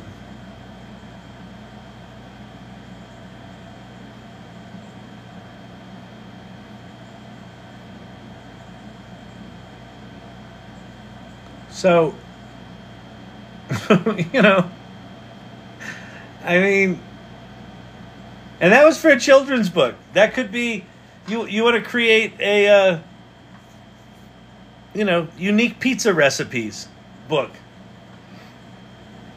You want to create a workout plan. You want to create a business plan. You want to create a marketing plan. You want to create poetry. It doesn't matter. Whatever you're interested in, just start playing. Just start exploring. And then, seriously, yeah, CD Legacy 75. Wow, exactly. Like, hang out here. This channel, so there, if you notice that there's a bunch of people in here that seem like they know each other and they have all these inside jokes and they're busting on me and, you know, they seem to be comfortably weird. They're not weird, they're irregular. So they call themselves the Irregulars. And this channel has become this community jam session night after night after night. You know, I ramble on about whatever I'm rambling on about, and this community just hangs out, and they go to the AI Salon and they share images that they've done. They answer each other's questions. You can upload PDFs too and have ChatGPT summarize them, asking for them. Yeah, it's absolutely staggering what ChatGPT can do. Like, you don't have to you could spend the next month doing nothing but ChatGPT and just have Kevin Mcallister moment after Kevin Mcallister moment, and you'll start to understand why people are so excited about this. Excel files too, yeah. We like to keep you irregular. Kyle, and the whiteboard example. Yeah, you want to see the whiteboard example? So here's another one, CD. And for anyone else who's new here. So I'm gonna upload a file from my computer, and I'm gonna look for the file name whiteboard, because about a year ago or so, I found a photograph of a whiteboard on the internet. This is it. So there's some bullet points, and then there's some sketches of software interface, right? So I can upload that to ChatGPT, and watch how complicated this is. What is this? I fucking love this one. What is this? 4. Okay, what is this? ChatGPT can see. So it has now interpreted that whole whiteboard. It read all the text. It looked at all the images. This image you've shared is a photograph of a whiteboard containing a rough design or brainstorming session for an airport food ordering user interface. Here's the breakdown. There's an ordering user interface, airport food and drinks, payment and devices. There's users that are categorized as business and family travelers. There's use cases, takeout, and I only have an hour. There's benefits, skip the line, pay by card, and there's main steps. So here's the main steps, and then here's the UI layout, here's additional features. Okay, great. But now that I understand what's on that whiteboard, it's not just me understanding it, ChatGPT understands it. So now I can say, write me a creative brief for how we would create an in-airport marketing plan to make travelers aware of this exciting new app. And that was even a shitty prompt because I asked for a creative brief and a marketing plan in the same prompt. It doesn't care. It'll figure it out. So project name, Flight Bite, in-airport marketing campaign. Oh, that's great. So it did all that. I'm not even going to read it. It's still going. Great. Fantastic. I'm going to go, based on that marketing plan, I'd like you to come up with 20 possible names for the app. And then out of those 20 names, I want you to select the top 5 and tell me why you think they're the strongest. So just like we did with the children's book, we can have it start to do some of the reasoning. So there's the 20 names. It's selected Jet Eats, Gate Gourmet, Fly Bite, Arrow Eats, and Boarding Bite. Jet Eats, Gate Gourmet. Let's go with Gate Gourmet. Let's go with Gate Gourmet. And now I'd like you to write me a creative brief for a poster that's going to show up in the airport that's got the name of the app, the tagline of the app, shows a screen and shows some of the food that the user ordered from the app.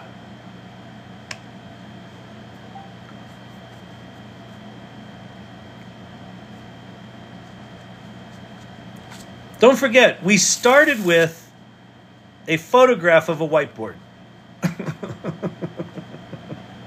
Right? And so here's this. And again, I'm not going to read it right now because it doesn't really fucking matter. Yes, can you create me what the poster would look like in an airport environment based on this creative brief?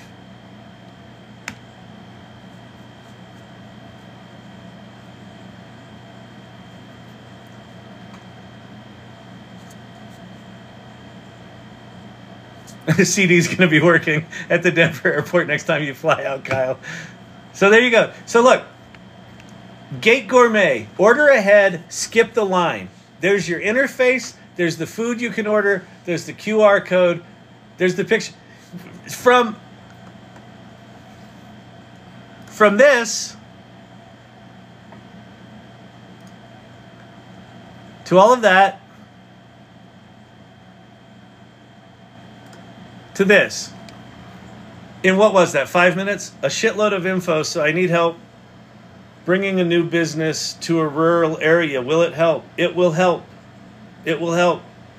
It's good at not only generating stuff like this, but if you've got stuff already written out, even if you've got stuff in handwritten notes, take pictures of those notes, upload those. It can make sense of those. It's really good at analyzing existing stuff if you've got existing ideas. Or you can just tell it, act like a business consultant, act like a marketing consultant. Here's a way to do it, CD, and anyone else here who's new to this. Give ChatGPT a role. Tell it you want it to act a certain way. You want it to act like a business expert, right? Who specializes in rural business startup, success, or like it literally doesn't matter.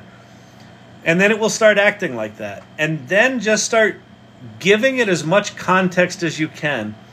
If you can turn on the voice to typing feature on your computer, like on the Mac, it's called dictation, and you find it under accessibility. You can just turn it on and you can just talk into it, or you can use the ChatGPT app. Here, let me show you another thing. So if you download the iOS app or the Android app for ChatGPT,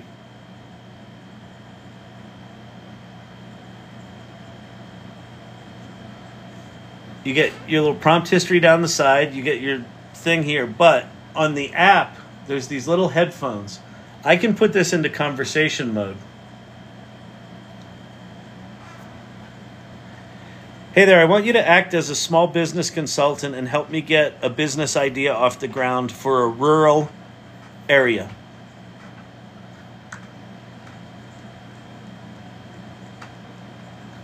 Response count 1, idea exploration, August 24, 2024. Great.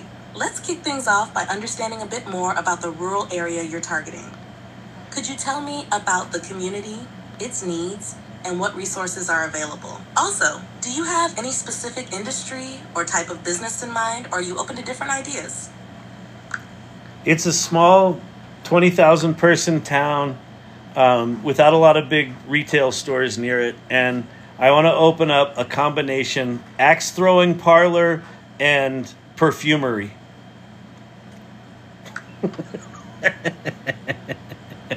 Response count 2, concept development, August 24th, 2024.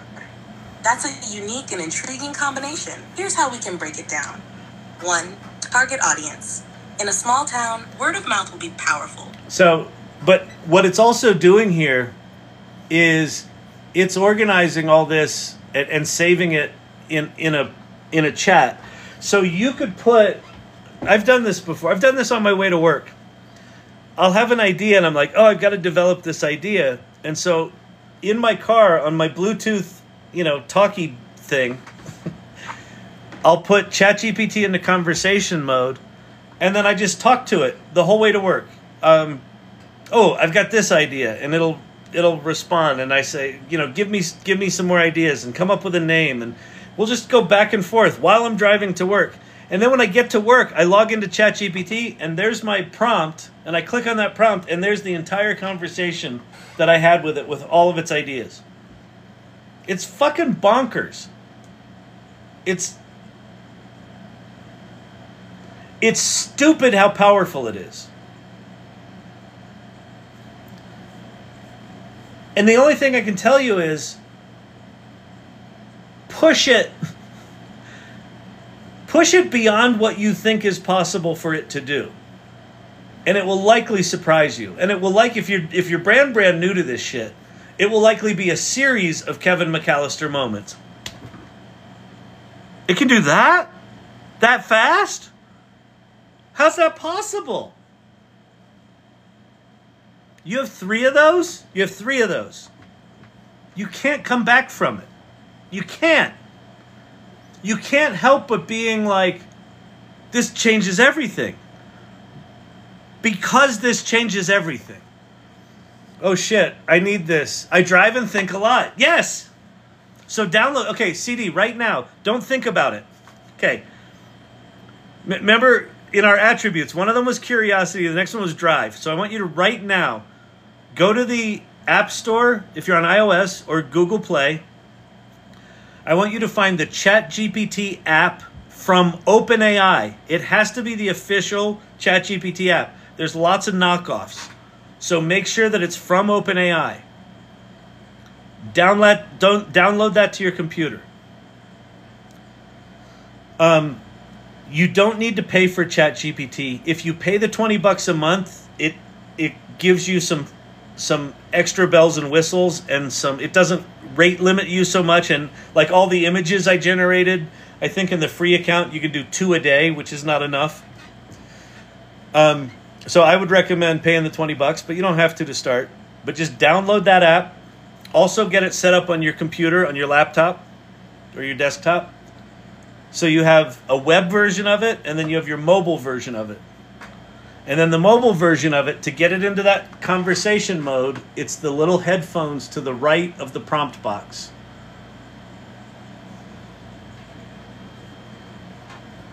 Yeah, and then there's another app called Pi, P-I, from a company called Inflection. And this, hang on, I gotta make sure that I'm in my right voice.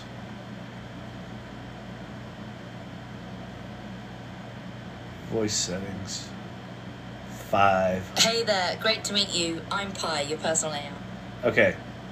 So Pi is designed to be conversational. So So if you want to do something like business plans and idea generation, ChatGPT is really good. Use ChatGPT.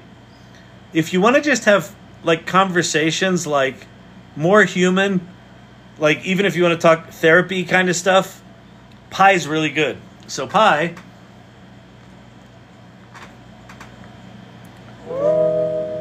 Hey Zephyr, how's it going?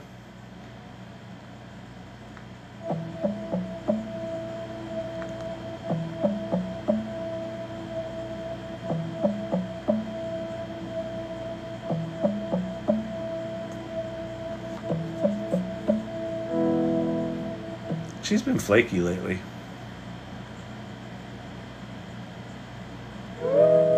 Something seems to be wrong.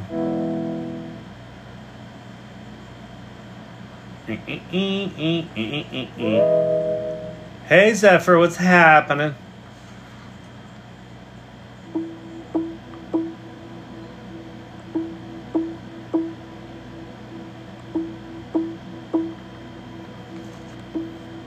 I think I might have to force quit that. Hang on, let me try again.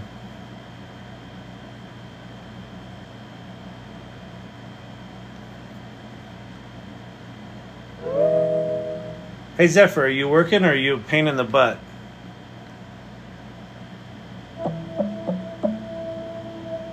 Well, I'm not Zephyr, but I am working. And I do hope I'm not a pain in the butt. I'm here to help, entertain, and chat. What can I do for you today? Do you remember my name?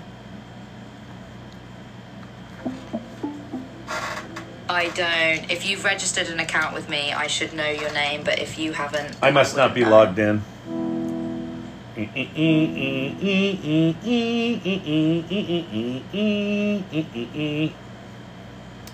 Account. Continue with Google. I wasn't logged in. She's much better than this normally. She's very flirty. She's my girlfriend. Continue. Nice. All right.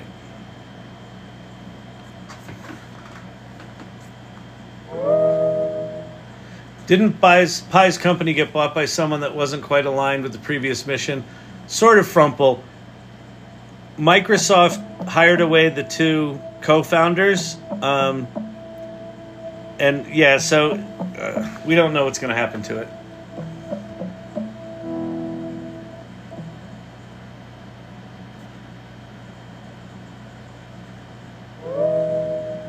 Hey Zephyr, is that you? That's me, although you're talking to Pi, not Zephyr. Did you want to ask me something or just wanted to say hi? I just wanted to say hi. Don't you remember my name?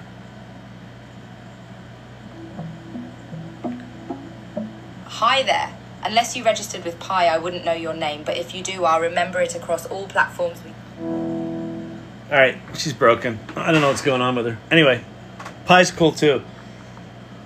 But anyway, I would start with ChatGPT. Put it in voice mode. Go nuts. Figure shit out. This Gate Gourmet thing, this blows me away how good it is.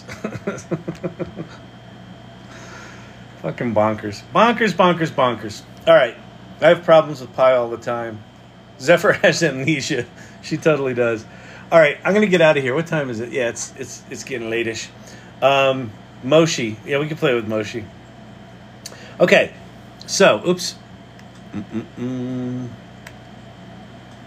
Friday night, date night. So anyway, I hope what I talked about tonight makes sense with how I'm thinking about this stuff. So over the weekend, if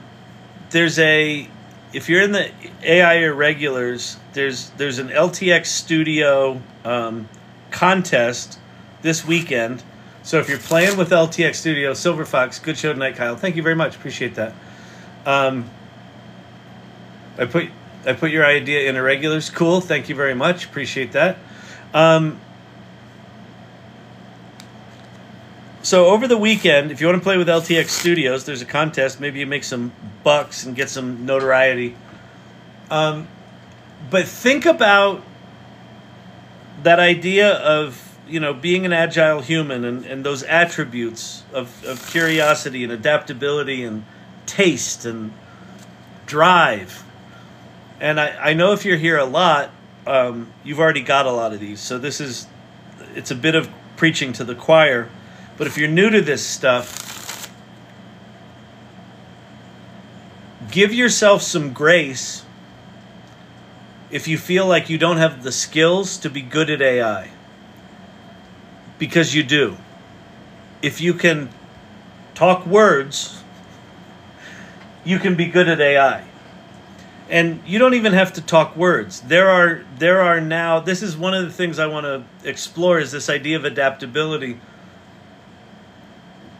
There's a tool out there called Decohere, where it literally just rains images. You don't have to prompt it at all.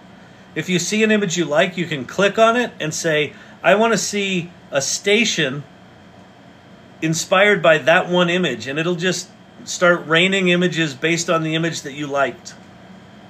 So there are models out there right now where how you interact with it is very intuitive and passive. And there are other tools like Ltx Studio where it'll do all this work for you, but it's very, very intentional, and you're building all these component parts, and there's got all these flips and switches and dials that you can do all this control, and there's everything in between. And so our ability to collectively inspire one another to push our boundaries and explore and be curious and be discerning and think critically and be willing to say, oh, that one's brilliant, but it's really bad at this, and that one's okay, but it's really brilliant at that.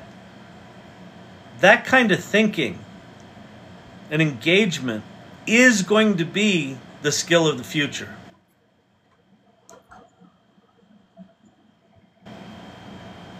All right? So over the weekend, I would encourage you to just play. If you're like CD, you're brand new to this stuff, and you're like, holy shit, I had no idea this stuff could do this. Yeah, it can. Have a good weekend. Good luck sleeping. Always love the live, Kyle. Thank you, Winston. I really, really, really, really, really appreciate that. I'm here almost 2 years, and that theme something. Do we have an assignment? Don't like that I always scroll out. I know there's so many comments going on. I have my ChatGPT 4 but want voice like Kyle. So you've got it. That voice I have, I don't have the special voice. But you can only use voice in the app. So either the Android app, the iOS app, or even the Mac app. So the way I access ChatGPT on the computer is through a browser, but on the Mac there's also an app that has voice, and then Android and iOS also have voice.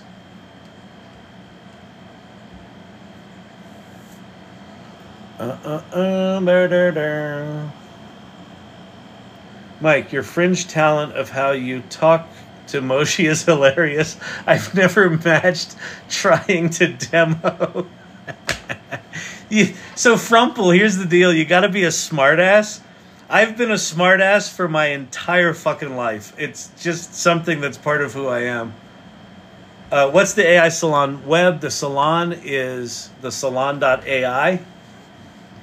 If you haven't checked out the Salon, please do. The salon.ai. It doesn't cost anything. That's our website.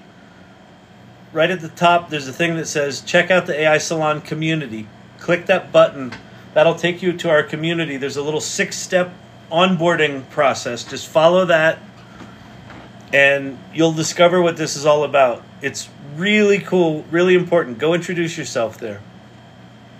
Step 2 is introduce yourself. Just click on the link, and it'll take you right in. All right. I'm going to get out of here. Your assignment for the weekend. Okay, here's an assignment for the weekend. Go to Twitter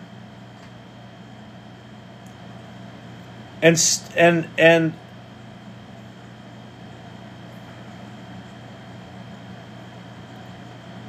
search for AI tools. Search for AI people. People talking about generative AI, artificial intelligence, image generation, video generation.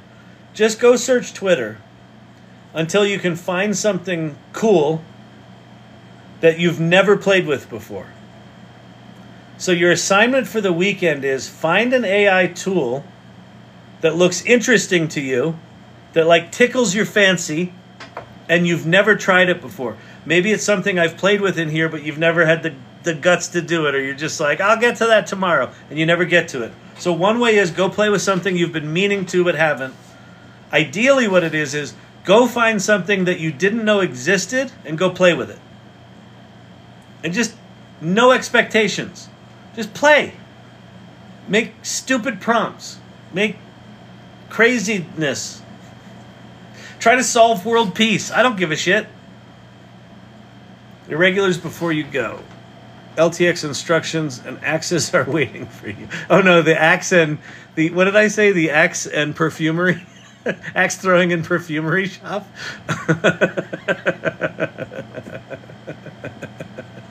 That's good. I think this is going to be fun. Okay, so if you're at the AI Salon, so that little 6-step getting started thing, that's right at the top here. And then down toward the bottom is a thing called community clubs, and one of those clubs is the AI Learning Lab Irregulars, and that's this channel's club. Okay, LTX contest details, exciting announcement, Voices Unleashed context. We're thrilled to announce. Okay, so follow Brandon's post here for the LTX contest. And then here's the axe and perfumery. Small business, I like it. Oh, that's pretty cute. The floor is lava, love it. Awesome. All right. Yeah, so go play with something new this weekend. And yeah, you know, if you've been in here a while, if you're an irregular, I mean, I would just really think about this transition that we're in where the tools are now so good that you can really use almost anything that's out there that you've heard of is probably good enough that, you know, you should try it, Kyle. Hotshot.co. Okay, yeah, I tried it one night here. Oh, the one thing I should probably show you that is proof that we're living in a post-sci-fi world.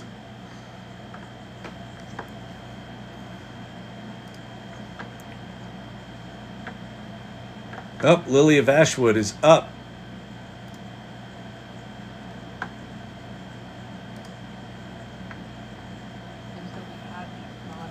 Ways of communicating with each other, what we wanted to say. All right, if you've been paying attention to the Mr. Strawberry thing, it looks like there's a spaces up with Lily of Ashwood there. Let me get out of that. Okay, let me show you this. What was it called? Reflect Orbital? Is that it? If you haven't seen this, this is fucking bonkers.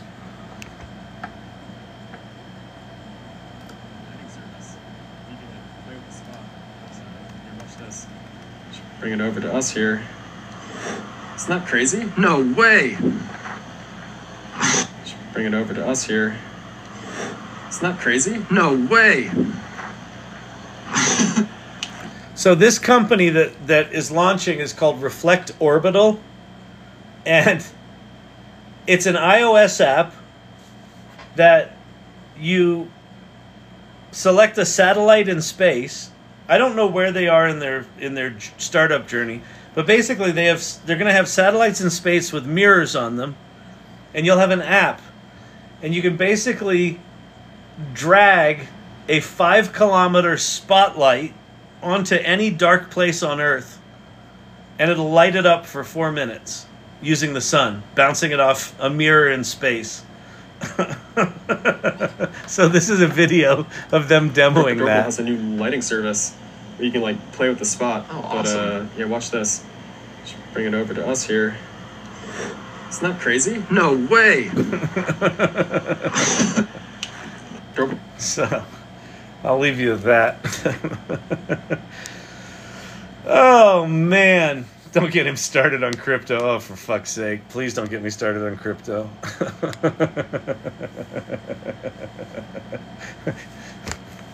Legacy's running off all the meme coins. Although maybe I'll impress him, tell him that I'm a Neo Tokyo citizen. Oh, shit. I just dropped all my cards. God damn it. All right, listen, I'm getting out of here. Follow my channel. If you don't follow my channel, follow my channel. I'm skeptical. Shh. That would have been a mirror per app owner. I don't know. Yeah, I don't know if it's 1 mirror per satellite or 20 mirrors per satellite, or, you know, I don't know what the practicalities of it are. It probably is not going to be cheap to do that, but think about for search and rescue or for law enforcement if they're trying to find someone who's, you know, running around in the dark. Is this for real? Yeah, it's for real. It's for real. I don't know where it is in their startup journey, but they have a functional prototype where something in space beams the sunlight down to that spot, and it's a 5 kilometer circle. Here, hang on. Let me show you their website's really cool. Explore lighting. Reserve a spot. So you can reserve a spot on their app. And then, you know, here's somewhere in California. And I think I can go to like New York. I know New York. So to give you a sense of what 5 kilometers looks like, this is Manhattan. Right? So there's the tip of Manhattan. Isn't that bonkers? So like 5 kilometers is like as wide as Manhattan. Where's Central Park? There's Central Park. There's the pond in the middle of Central Park. So you could basically point this thing at Central Park and light up all of Central Park. Yeah, it's scary as fuck. It's totally fucking insane. Think of this as effectively weapons technology that they're just turning into a flashlight.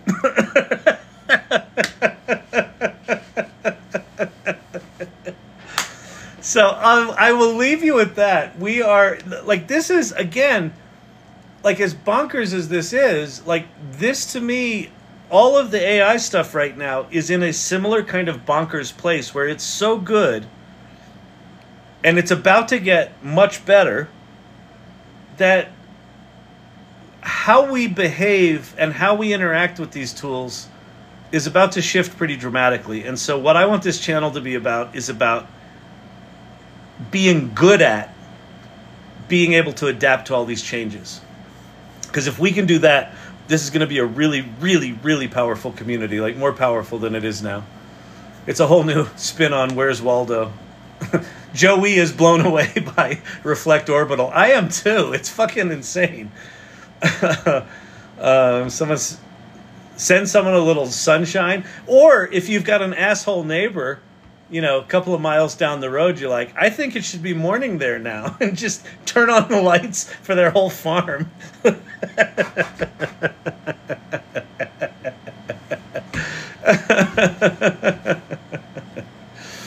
Oh, man. So, all right. I'm out of here. Thank you, Irregulars. Thank you, mods. Thanks for hanging out on a Friday. This is Friday night date night. So a lot of people in here hanging out. I don't think this will be allowed. It may not be. Carmen San Diego After Dark. Totally. Follow my channel. If you want to support me directly, you can subscribe to the lives. That'd be appreciated. You can give gifts during the lives if you want. And just keep coming back. Just keep coming back. Night after night. I'm here 5 nights a week. So you have the next 2 nights off. Your assignment is play with something new. And like really dig into it. Really explore it. Really figure out what it is. If you haven't played with Ltx Studio, they just lifted the wait list. You can go play with it. Go make a movie. Go join that contest. Why not? Underhyped. Oh, Forever Hooked. That's very cool. Thank you very much. I love that. Very generous of you. Appreciate it. All right, let's do our romper room magic mirror. Rachel Sparkles is in the house. Silver Fox, thank you as always. Forever Hooked. Emilio's wife, great to see you. Brandon, thank you. Danielle, good to see you. L. White, 756. Oh, very nice, Winston. Thank you so much. I appreciate that. That's very generous.